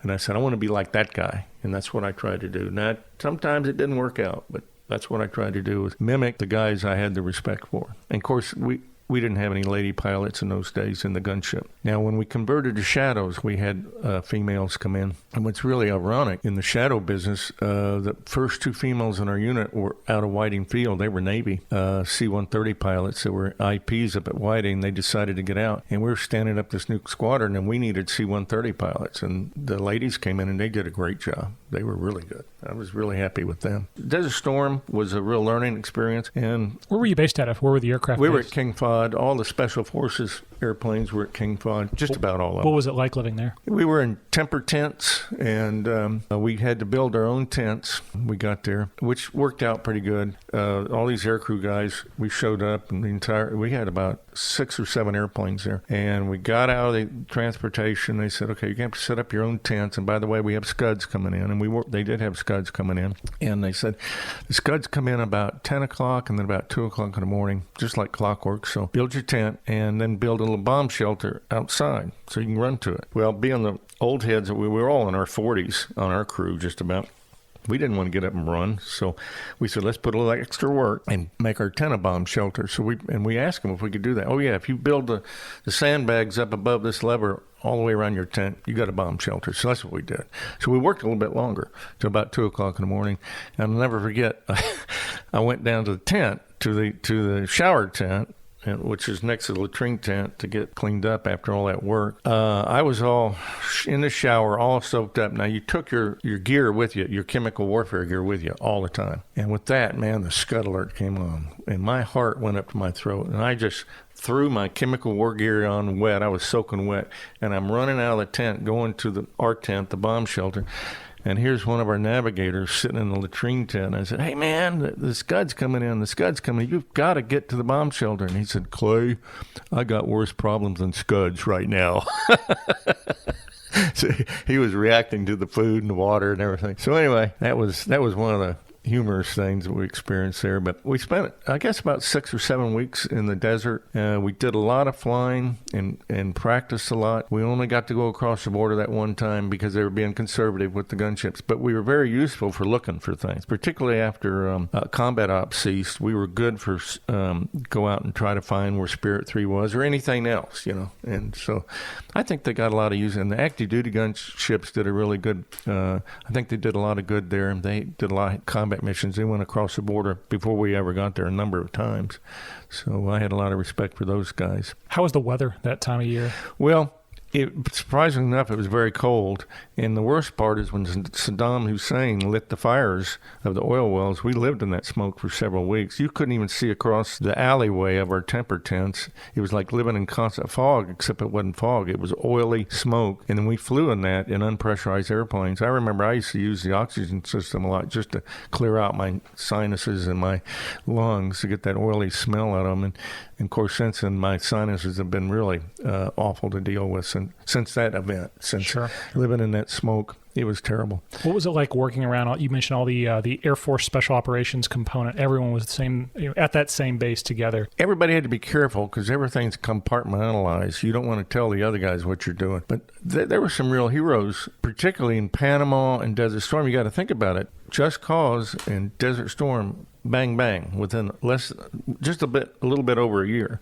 So Hurlburt and all of the active duty special ops people are deployed. Well, all the Hurlburt units were deployed during Just Cause in Panama. And then this bigger war, a lot of the special op units from Europe, the Mildenhall outfit was there, for example. Helos were there, the gunships were there, the Shadows were there, the Combat Talon, the Penetrator Birds were there, and they were all doing really good work. The special tactics guys, the guys that set up airports and also call in strikes, they were all, and they cleaned up on awards in Panama and also in Desert Storm. It was amazing, the awards they got, and deservingly so, because basically they're way behind enemy lines, they're outgunned, outnumbered, it's at night, and they're low level, and they're doing wonderful things, and they're supporting the Green Berets and the SEALs and the Rangers and that sort of thing.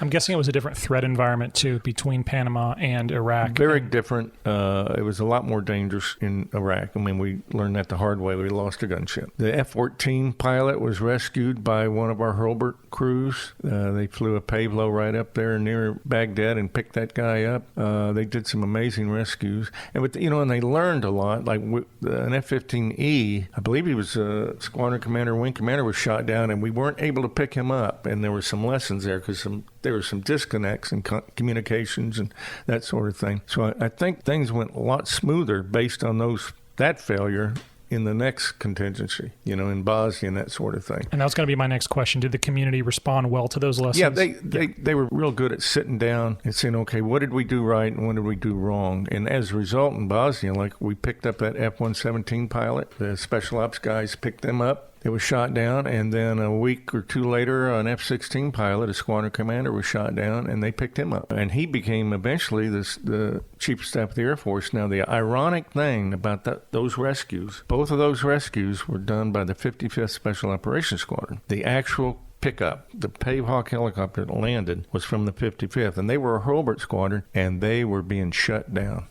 They went to now I'm talking Bosnia. They were in the process of being shut down because the CV-22 was coming online. I think they'd already given up a couple of helicopters, a couple of crews, and then boom, Bosnia pop.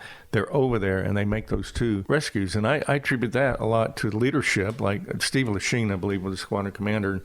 And he said, we're not going to be a bunch of walking dead around here in this squadron just because we're getting shot down. We're going to maintain standards. And they maintained their standards right up to the end. And as a result, they did those rescues. And by the way, I'm pretty sure Lachine was on the helicopter, both helicopters, as the mission commander kind of guy. Or he was on that mission. He might not have been on the Black Hawk that landed, but he was in the air in a Black Hawk calling shots. Or maybe it was a Pave he was calling, but he was right there. So lots of lessons learned there. And again, it was leadership. It's got to be hard because I know a lot of communities that are going away, there's that attitude of, it's good enough. Holding the standard. They maintained standards right up to the end and made those two fantastic rescues. That's awesome. That's awesome. Haiti, we did Haiti in gunships. This was after Desert Storm, and we called it the Haitian Vacation Voodoo Tour. And what was interesting was Hurlburt is sitting right on Highway 98, and the press was full of Hurlburt deploying to Haiti. But nobody knew the 919th deployed 8 or 9 gunships too, because we're at Duke Field, and nobody knows we're up there. And there's no public road going by Duke Field. Yeah, that's a really good point. I don't even think about Duke Field having had gunships there. We completely disappeared, and nobody knew we were there, but they all knew that Hurlburt was there. And by that time, I busted out of co-pilot status again after Desert Storm, and I was an aircraft commander, and I really enjoyed that. That was my last aircraft commander in a real-world op as a gunship guy. It was a long flight down there. We really had to watch the fuel. Then landed at Guantanamo was not easy. We staged out of Guantanamo, but I had a great crew. And the sad thing, we went down there ready to shoot and wanted to shoot. And of course, I think it was Jimmy Carter, the president, went down there and worked out some kind of deal. And so we basically were left in a policing action. We would fly above Haiti and back up units that were moving from point A to point B and that sort of thing. But it was quite an experience. And then I've talked about the Bosnia. Later on, at Christmas experience, I was there with just a couple of guys. And then we went back that summer with my whole squadron. And we flew multiple missions in and out of Bosnia for about I think we were there about a month. We rotated a bunch of reservists in for 2 weeks. They went home. Then another group of reservists went in for about 2 weeks. We were there about a month. And I learned a lot. I was not qualified in the airplane. I was a squadron commander, but I was working a civilian job. I was working a reserve job, standing up a squadron. And the wing commander says, Clay, your job is to stand up a squadron, not necessarily be an aircraft commander. And I said, okay. And then I just got married for the first and only time. So I was trying to put a family together. So it was a pretty busy time. And we really had some good people. One thing that happened to us, and this is a lesson to programmers and personnel people. He said, this reserve unit, this gunship unit, we're going to break some of those people out. We're going to make them shadows, MC-130P refuelers. And then later on, the gunships are going to go away, and those people are going to become combat Talon penetrators, MC-130Es. 2 separate missions, but semi-related. For example, the Shadows could drop paratroopers, so did the Talons. But the Talons were high-threat penetrators, where the Shadow was not. We were not a high threat. We didn't have the radar systems. And we did a lot of our work in formation, on the deck, on MVGs. It's a very different culture. And so a lot of lessons there. For example, the Army at Bragg called us and said, hey, we understand you guys in the 5th are new Shadow guys, and we need some support. We need some 130s to come up here and drop our parachutists, our Green Berets. And we said, well, what about about the active duty squadrons. Well, they're kind of busy, and this is on the weekend, and sometimes, they're so busy, they're so tied up, they can't make it up here. And we said, okay, we'll come up there. And we went up on a weekend, talked to the ops officer. I said, I think this would be good training. We'd been checked out, taught how to drop jumpers and everything. Well, what I didn't know, there was some other issues there. So I get a call Monday, and that evening I'm out at the reserve base being lectured on how come my guys had off drop zone drops. And so I got with the ops officer. I said, Bob Galtieri, a great guy. And I said, Bob, what's going on? He said, well, we didn't know. But what they did is we dropped these Green Berets out, and they had steerable chutes, and they didn't go to the drop zone. They went to the beer truck that was going to take them home, and it was off the drop zone. And so we had every one of them landed off the drop zone. So, we got busted. And I said, okay, well, that's easy to fix. He says, yeah, I'm going to make them park the bus right in the center of the drop zone next time. And that's what we did. And then we didn't have any. And I called that Army unit, and I said, look, you guys really set us up. Oh, yeah, well, we didn't mean to. Yeah, well, if you want us to come up and support you, you got to play ball. You don't get us in trouble because of your antics. And they go, okay. So it was a different culture. The shadows were like herbivores, and they would go out in formation. We flew formation at night on the deck, MVGs, and we found helicopters, and we would fly over them and drop down in front of them and refuel them, like a milk cow, okay? Pass gas to them, okay? Gunships are carnivores. They go out and they're looking for something to shoot and eat, and when we shot, we never had off-range bullets, we're very accurate. So there was a culture that we had to learn, but I enjoyed both. I wish I could have got qualified in the gunship, but I just didn't have enough time in the day. And when you stand up a squadron, this is another lesson I learned in the 711th, the gunship squadron, and the 5th. SOS, the Shadow Squadron.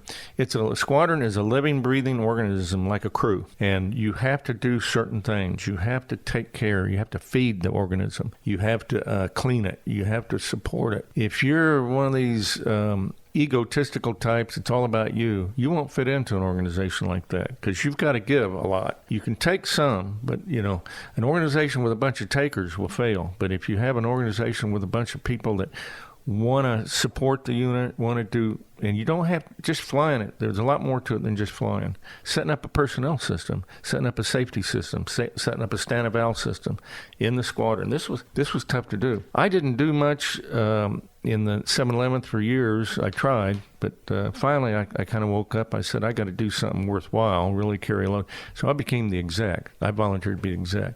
One of the toughest jobs I ever had. But it was very fulfilling. Can you describe what that position entails? You're working for the squadron commander, and you're doing a lot of paperwork creep. You're keeping the squadron running, and you're keeping the commander out of trouble. And you're working discipline issues, you're working logistical issues, supply issues, and it was very fulfilling. And I learned. And so by the time I became a squadron commander, I knew that it was going to be more than just being pilots, and navigators. It was going to be pilots taking responsibility to run the OER section, or NAVs taking responsibility to run the officer efficiency rating section. Everybody had to pitch in something other than flying to make it work. You mentioned takers. What do you do with those that just want to take and don't want to contribute to the organization? Well, you just deal with them until you can move them on. What you got to do is you got to watch them because they'll take all the good deals.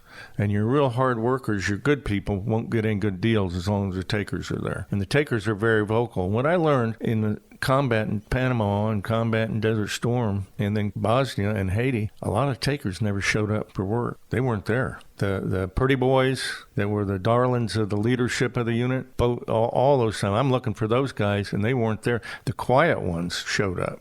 Mike Milton, one of our most quiet pilots, he was there for Panama. And these other real quiet, low-key guys, they rose to the surface. Very impressive. It's human nature, I think. Did you enjoy being a squadron commander? Yeah, I did. It wore me out. I was totally burned out when we were done. 2 years, and as I say, I was working 2 jobs at the time and starting a new family, and I was just numb. But I really liked it. I liked working with the people. The people were wonderful. We had about 100 people in the squadron. I called them plank holders. During the 2 years I commanded the squadron, it got the Grover Loaning Award in reserve as the top reserve flying squadron. And from a dead start, I thought that was pretty good. But it wasn't me. It was all these people that took this opportunity and made things happen. They grabbed a hold of it. You got to be careful when you stand up a new unit, because people that aren't happy in the old unit, they want to go to California. I'm not happy with the East Coast. I'm going to go to California. We had a lot of people like that, but most of them wanted to do something worthwhile, and so they did. And every now and then you'd had somebody that was a kind of a drag chute, and you had to work with them, had to motivate them. But that group that started the 5th SOS, they were amazing. Highs and lows. I'm kind of curious, what was your high point as a squadron commander? What was maybe a low point in that 2 years? The Bosnia flying, going over to Bosnia. And that was at the time that airliner blew up off the east coast of the United States. We were over there when it blew up. The second time I showed up, the guys are leaving. Our first 2 weekers are leaving. We're covering the last 2 weeks. And they had an active duty colonel, 06. And I knew him. I knew all these guys because, see, I worked with them as a civilian in the AFSOC headquarters building. So now they're seeing me with a flight suit on. And he says, "Hey, Clay, glad you're here." He says, "Now listen, we had these guys from this other squadron. They're over here. They're a bunch of showboats and cowboys, and they buzzed San Vito, and we're just not going to put up with that. They came right over San Vito, right on the deck, and it wasn't my guys." I said, "Sir, don't worry.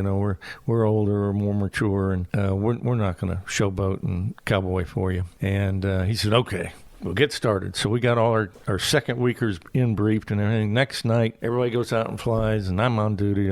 Somewhere during that night, I go in. About the time they're going to be due back fairly shortly, and I'm sitting in the latrine of all places, and I hear and feel this 130 go over the building, almost suck the building up into its intakes, And I said, "It's got to be one of ours." And sure enough, boy, that colonel, "I thought you said your guys weren't going to be cowboys and showboats." And I said, "Sir, let me figure out what's going on here."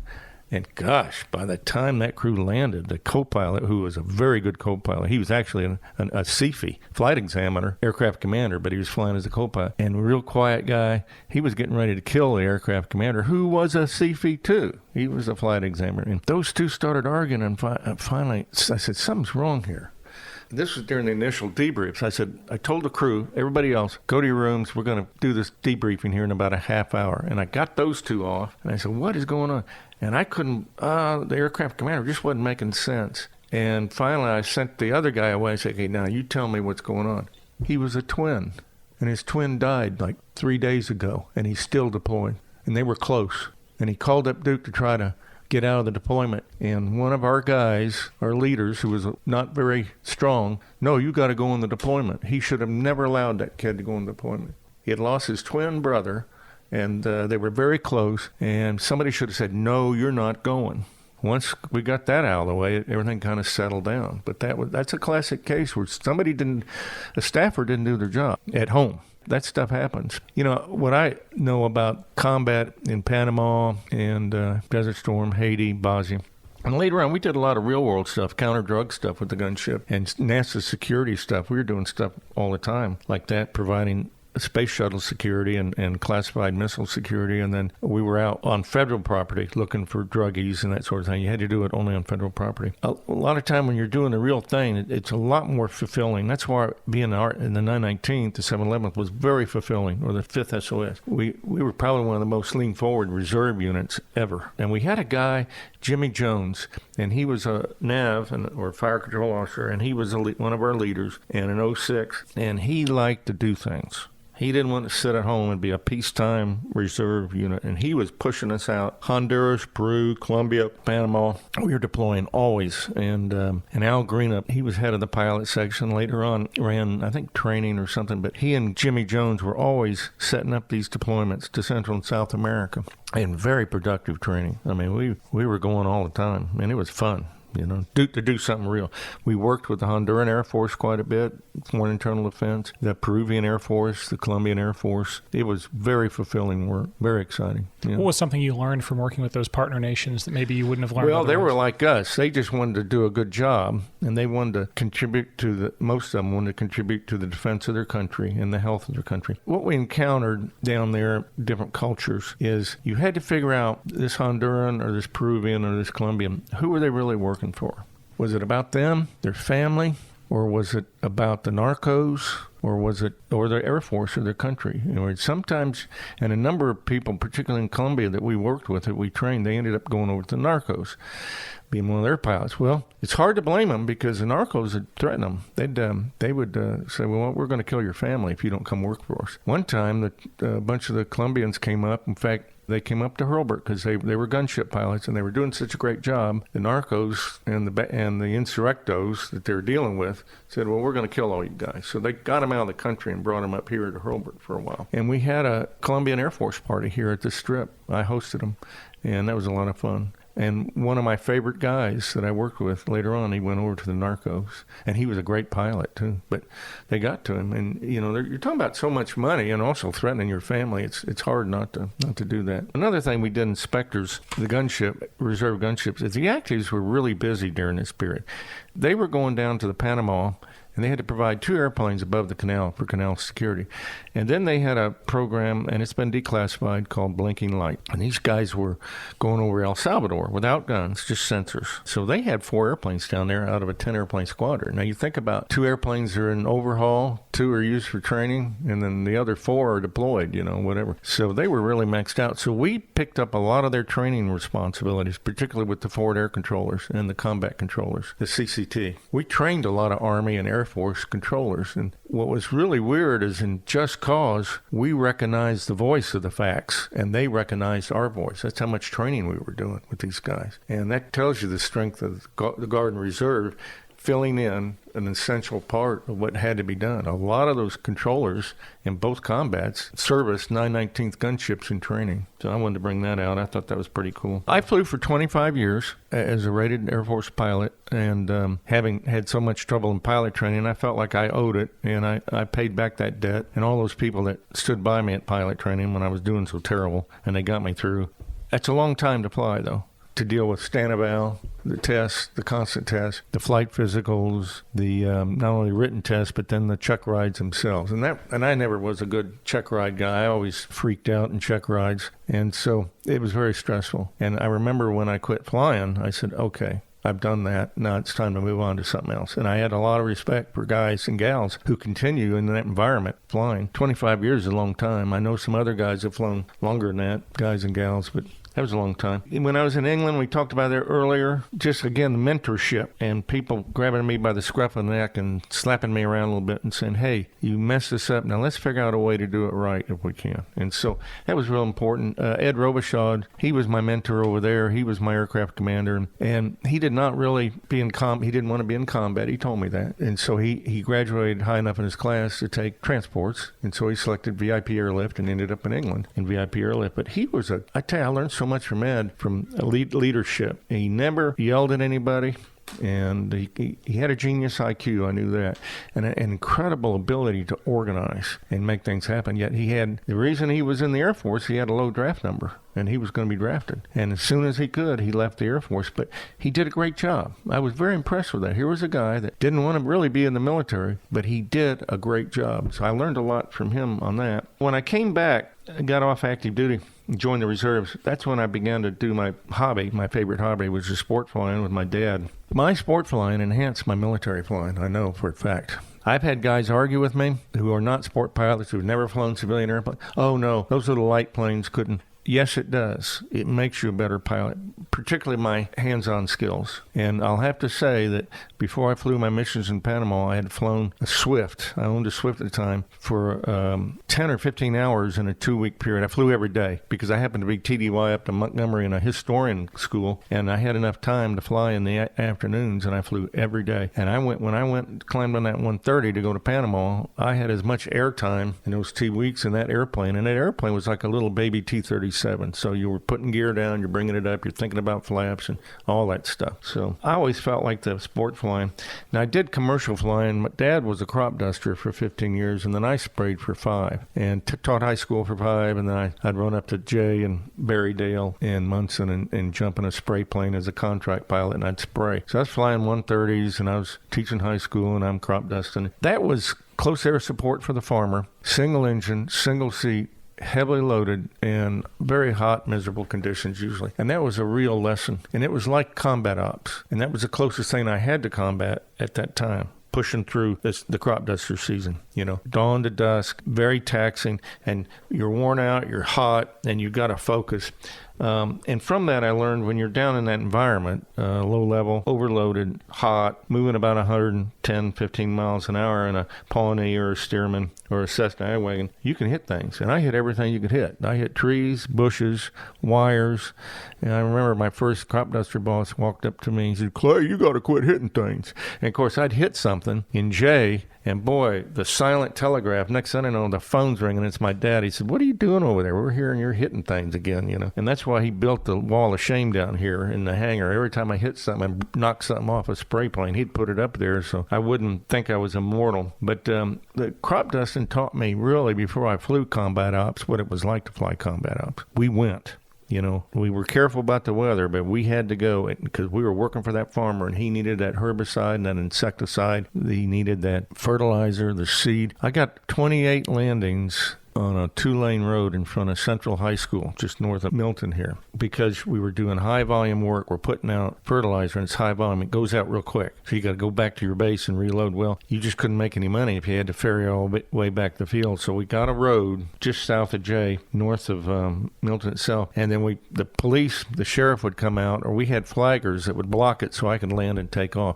And I'm landing over a power line and then under a power line, flaring under a power line, rolling out in a Cessna wagon. Did that 28 times in one day, and I look back and I said, that's probably the best hands-eye coordination flying I ever did. But it taught you how to get things done. And also, it was so important, like my loader. I had to take care of my chemical loader. I didn't want to abuse him. And I didn't want to work him too hard. You had to think about who's helping you. And you want to do the right thing for your boss, man. We were out spraying one time, Butch Wells and I was working for Butch. And we were in formation, actually spraying a field in formation. He was ahead of me, and he would drop down, and I was about maybe 100 yards behind him. And I had a lot going on at school. I was teaching school, and I was having some arguments going on. Very difficult time for me. And that taught me to focus. If you're going to fly, you have to focus. And as a result, I wasn't focused, and I flew into the ground in a Pawnee with a full load of chemical. It was like a razor blade. I cut a swath of cotton about 100 yards long. And I remember when I hit the ground, I realized I was going at the ground too fast, so I rotated. When it touched down, when it hit the ground, it was in a 3-point attitude, but it was in a cotton field, doing about 120 miles an hour. And I remember the cotton coming over me. This green wave went over me, and I looked, my wings started waving like they were bird wings, and I thought I'd broken the spar. And then the plane came out of the cotton. I was getting ready to pull the throttle back, go ahead and just land in the cotton field. But I think I would have rolled up in a ball, probably because of the drag on the wheels. And so on the bounce, I came above the cotton, so I just crammed the throttle in, staggered to the end of the field, dropped the chemical, which was about a $2,000 drop. So I'm not helping my boss when I just wrecked his airplane and I just dropped $2,000 worth of chemical. I staggered home. They took 2 pickup truckloads of cotton off the airplane. Thank goodness the next day the airplane was fixed and serviceable. But I'll never forget when Butch walked up to me. He says, "Clay, you got something on your mind?" I said, "Yeah, I'm having trouble at school, and me and my principal aren't getting along." And he says, "Well, why don't you take the rest of the day off?" I said, "Yeah." And I said, "Butch, I got to take the rest of the day off. I'm not focused." And I was tired. And I said, "Butch, you're pushing too hard too." I said, "You need to stop today. We don't fly anymore today. You and I both need to stop." "Well, I just got to get it done." I said, "No, you don't. You could take the day off." So I go home. I come here to the strip, shower, and I get a Jack Daniels and Coke, and I'm sitting on the porch chilling out. And the phone rings, and it's Butch. He said, "This is Black Saturday. I just crashed." And he destroyed his airplane, but he like me, he wasn't hurt. So 2 guys pushing too hard, trying too hard, hot conditions, overloaded, trying to catch up. You can do a lot of damage, and you can do that in the Air Force. And I've seen accidents in the Air Force where people were pushing too hard to make it happen. Classic case, when I was flying Stearmans up in Monroeville, crop dusting, on Saturdays, we only flew a half day, and I always was the first guy in. The boss man, Jennings Carter, always came in behind me.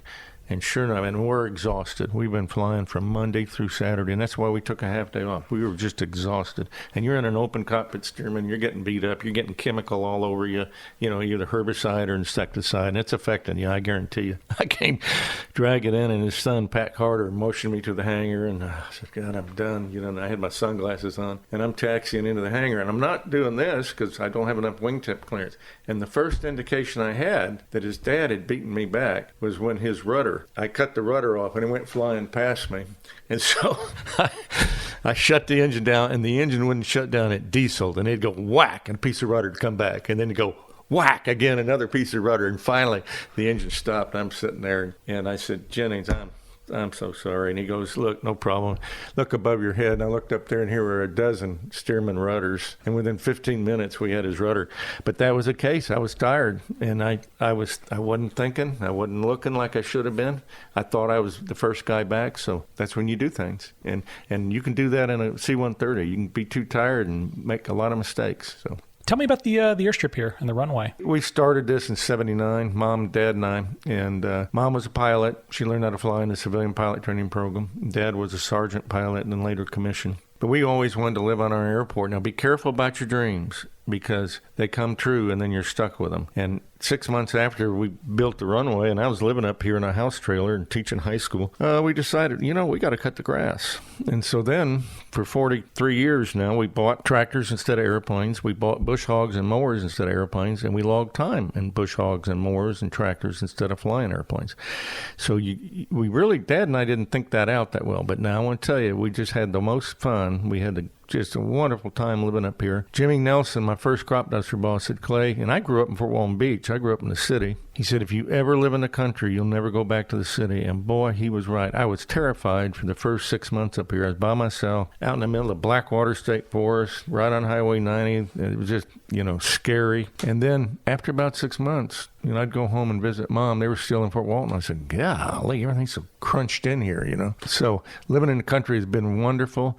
Also, we had people show up that had our same passion for flying, and we just had a wonderful time with those personalities. The Experimental Aircraft Association, they were up here all the time.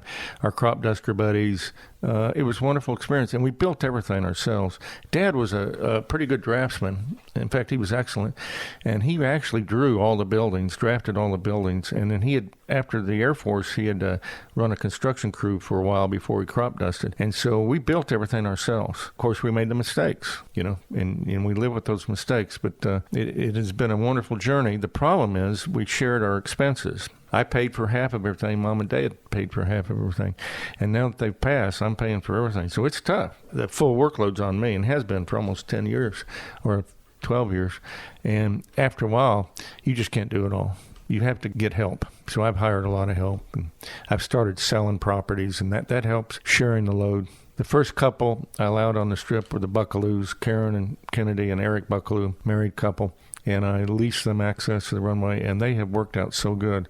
I decided to sell a parcel, and I sold a parcel to Matt Pinkerton, and he and his family have worked out so good that it does take a village to run something like this, a group of people. I just couldn't do it anymore. Love the sport flying. I did have 6 airplanes at one time, light planes. I'm down to 2 that I'm partnering with, and then 1 that I own outright, and I just donated my biplane, single-seat open cockpit biplane, to an A&P school because I put $4,000 into it last year and flew it 18 hours, put $3,500 into it the year before and flew it 20 hours, and I decided it was time. And it was a biplane, one of a kind I inherited from my father. He had restored it in '03. I made the first test flight in it in '03, and I made the last flight in it, taking it to the A&P school. And flying to the school, I said, why am I donating this airplane? I mean, it was flying beautifully. It's like not quite a Pitts, but faster and more performance than the Smith Minute plane. It had a 125 horse engine, cruising about 115. Can do any kind of aerobatic you want, and flew hands off. It's like being a little baby open cockpit fighter.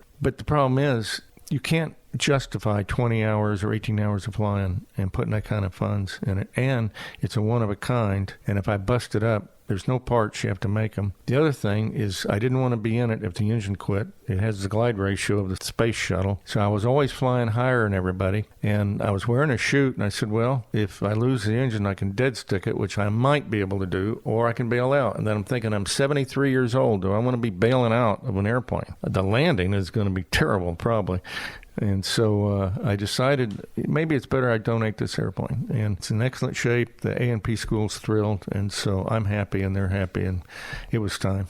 Could you tell me a little bit about the Black Ducks? It's a very informal flying club. No bylaws. We don't pay taxes because we don't pay dues. And it's mainly guys and gals that showed up here and have an airplane here. Most of them are renters. I rent about 3 spots, and they're all ducks. And the girls, the ladies said, you guys want to form a club and come up with some kind of name. And I think they came up with the name Black Ducks. And our motto is never quack up. And what's happened is it kind of morphed. We began to do things. We began to do teacher orientation. All the STEM teachers come out here, the math and science teachers that use aviation to teach math and science. Okaloosa County, Santa Rosa County, Escambia County, once a year they come out here and do their recertification training. We began to do missing man formations. Mike Woolley began to lead them for us, and we've done missing man formations all over for memorial events. We have to be careful because the light planes are very vulnerable, and most of these memorial things are midday, and the thermals just kill us. So we started to tend to just do them here at the Strip. We'll have an organization out here, and like we had the Tedalians come out one time, and we did a missing man for them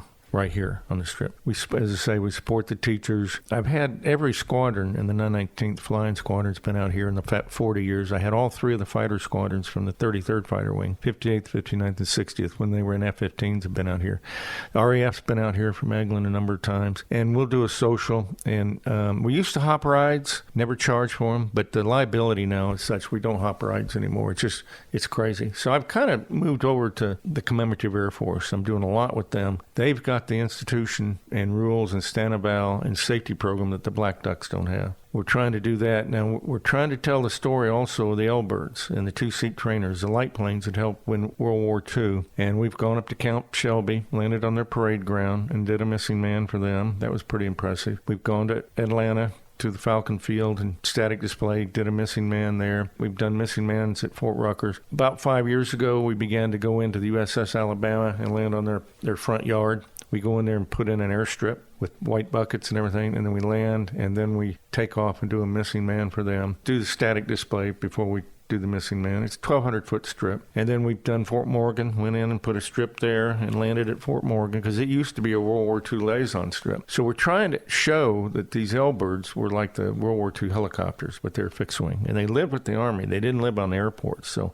we try to demonstrate that to them. You know, they actually operate in land in about 400 feet and take off in about 400 feet. And if you're clear of obstacles, you can do that. So that's what we're doing. We're trying to tell that story. One thing I don't think I asked you about before, you mentioned being a historian for the Air Force. Mm-hmm. And I'm sure there's some, obviously, appreciation, love of aviation, clearly in you and in your family as well. But what was it like being able to document that for the Air Force? It was wonderful. And see, understand, we really were not in the business of doing that much heritage, telling the World War I, World War II story. Our primary job was to write and record what was going on now. And so in 84, when I went to work for the 33rd Fighter Wing, I was recording F-15 history. So for a non-F-15 guy, I know a lot about the F-15. And it was a classified history. And I interviewed pilots, and that was the golden age of the F-15s at the 33rd Fighter Wing. That's when they ended up. At the end of my tour there, the last year I was there, we did Desert Storm. Before I deployed, I did a lot of work with those guys and recorded a lot. They're getting ready to go over there for Desert Storm. And then after I came back, I interviewed all the pilots that got MiG kills. See, the 33rd, I think there were 32 MiG kills, and they got 16. They got half of all of them, and including one of their guys was a Marine, and he got a MiG kill. And so I tried to track that history and put it in paper and record it. One problem I had, though, is I left almost immediately and went to Hurlburt. So I didn't get to write that history, but the guy that came in behind me, the lady that came behind me, had that information. Now, it's kind of interesting. I'd be there and some guy would show up and he'd want some history, one of the F-15 pilots. And then the word got out I was a light plane pilot and had an airport. And a number of those guys, Jack Hurdle, Steve Rajecki, they would show up and we'd start talking, and next thing I know, they're up here and they're flying. And in fact, I introduced Steve Rajecki to tail wheels. He was an F-15 pilot in the mid-'80s, but he's also the world aerobatic champion in radio-controlled airplane. And an amazing guy, you know. So all these amazing personalities. One time I'm sitting there and this cold drink of water walked in, and we got to talking, and come to find out his wife was in the 919th. She was a reservist in life support, Karen. He was researching something, and he says his name's Dick Cole Jr. And then I'm talking to him, and I didn't put two and two together. And we get to talking, and he says, well, my dad's coming in town. There's going to be a ceremony. He's got to be there. And I said, oh, what's your dad do? He says, well, he was Doodle's co-pilot on the Doodle raid. And so Dick Cole and Senior and Junior came up with their families, and we hosted them here, and we flew them. I flew Dick Cole, the Doolittle's co-pilot, in a J3 Cub. And that was amazing. I really enjoyed that. And Dick and Karen Jr., he's become one of my best friends, F-15 pilot. And now he's retired. He ended up getting a PhD in flight safety. And he's a consultant up in Washington, that area there. And Karen came down from life support, and I cross-trained her into the history program at the 33rd. Now, she had to wear civilian clothes because she was married to one of the F-15 pilots, but she was a reservist, an NCO. She wasn't in the same unit. And so she came down, cross-trained, did a great job. So I met some fascinating people there. During Desert Storm, I was going out and helping. We were shipping stuff to the 33rd all the time.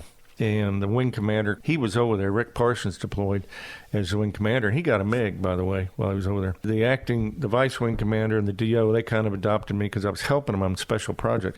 I put my paperwork in to leave. They said, well, we want to get you an F-15 ride. It was my second ride. I'd had a ride 2 or 3 years before.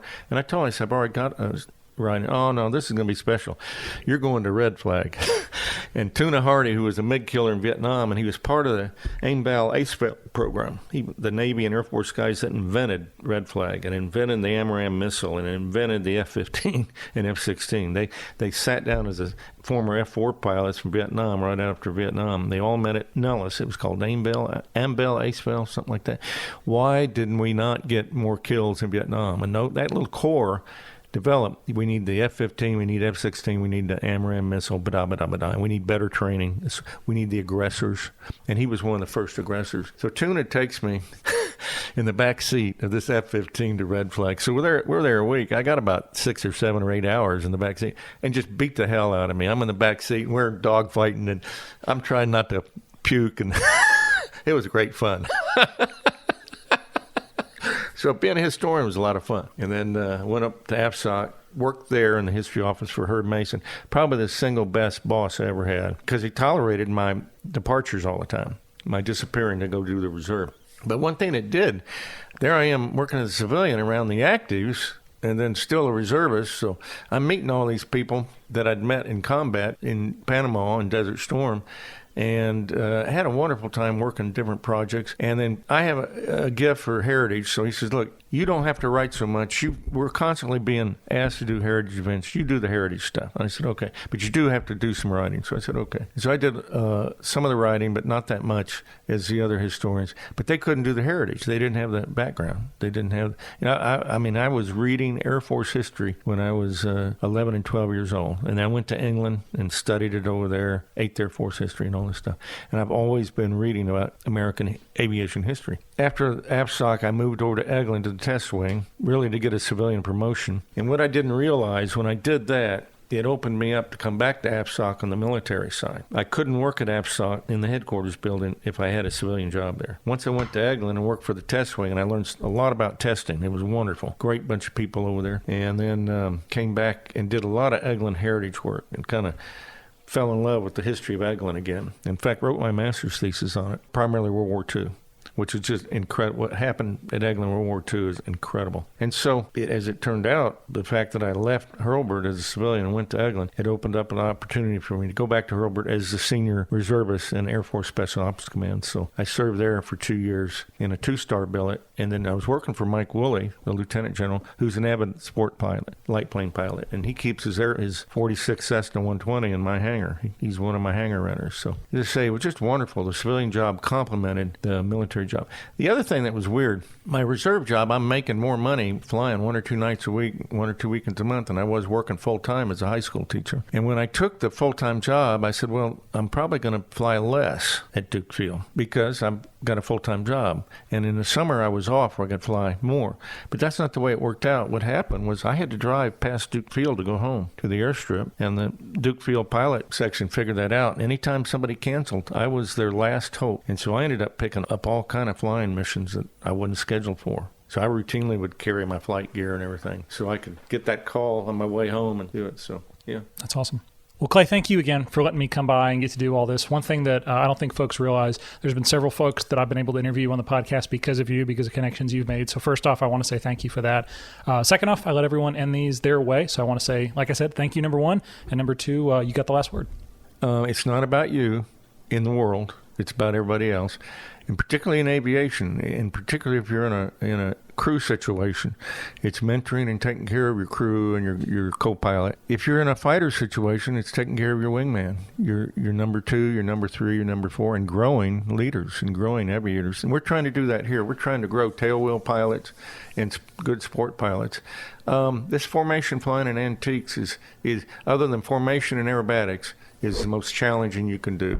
Flying an antique airplane in formation with another couple, 4 antiques or 2 antiques. A lot of times without radios, using hand signals. So, it's about raising the young, and we're trying to do that out here. I've had a number of high school and college students come out here and cut grass, and a number of them have gone on into aviation careers, and so that's kind of what we're trying to do. That's awesome. Well, Clay, thanks again. Enjoyed it. Thanks. Thanks, as always, for taking the time and tuning in to Safe on Deck. Hope you enjoyed this episode. It shouldn't need to be said, but just in case, I'll say it. The views and opinions presented on Safe on Deck are my own and those of my guests, and do not represent the official policy or position of the Department of Defense, the Department of the Navy, or its components. Be well, blue skies, and fly safe out there. See you next time.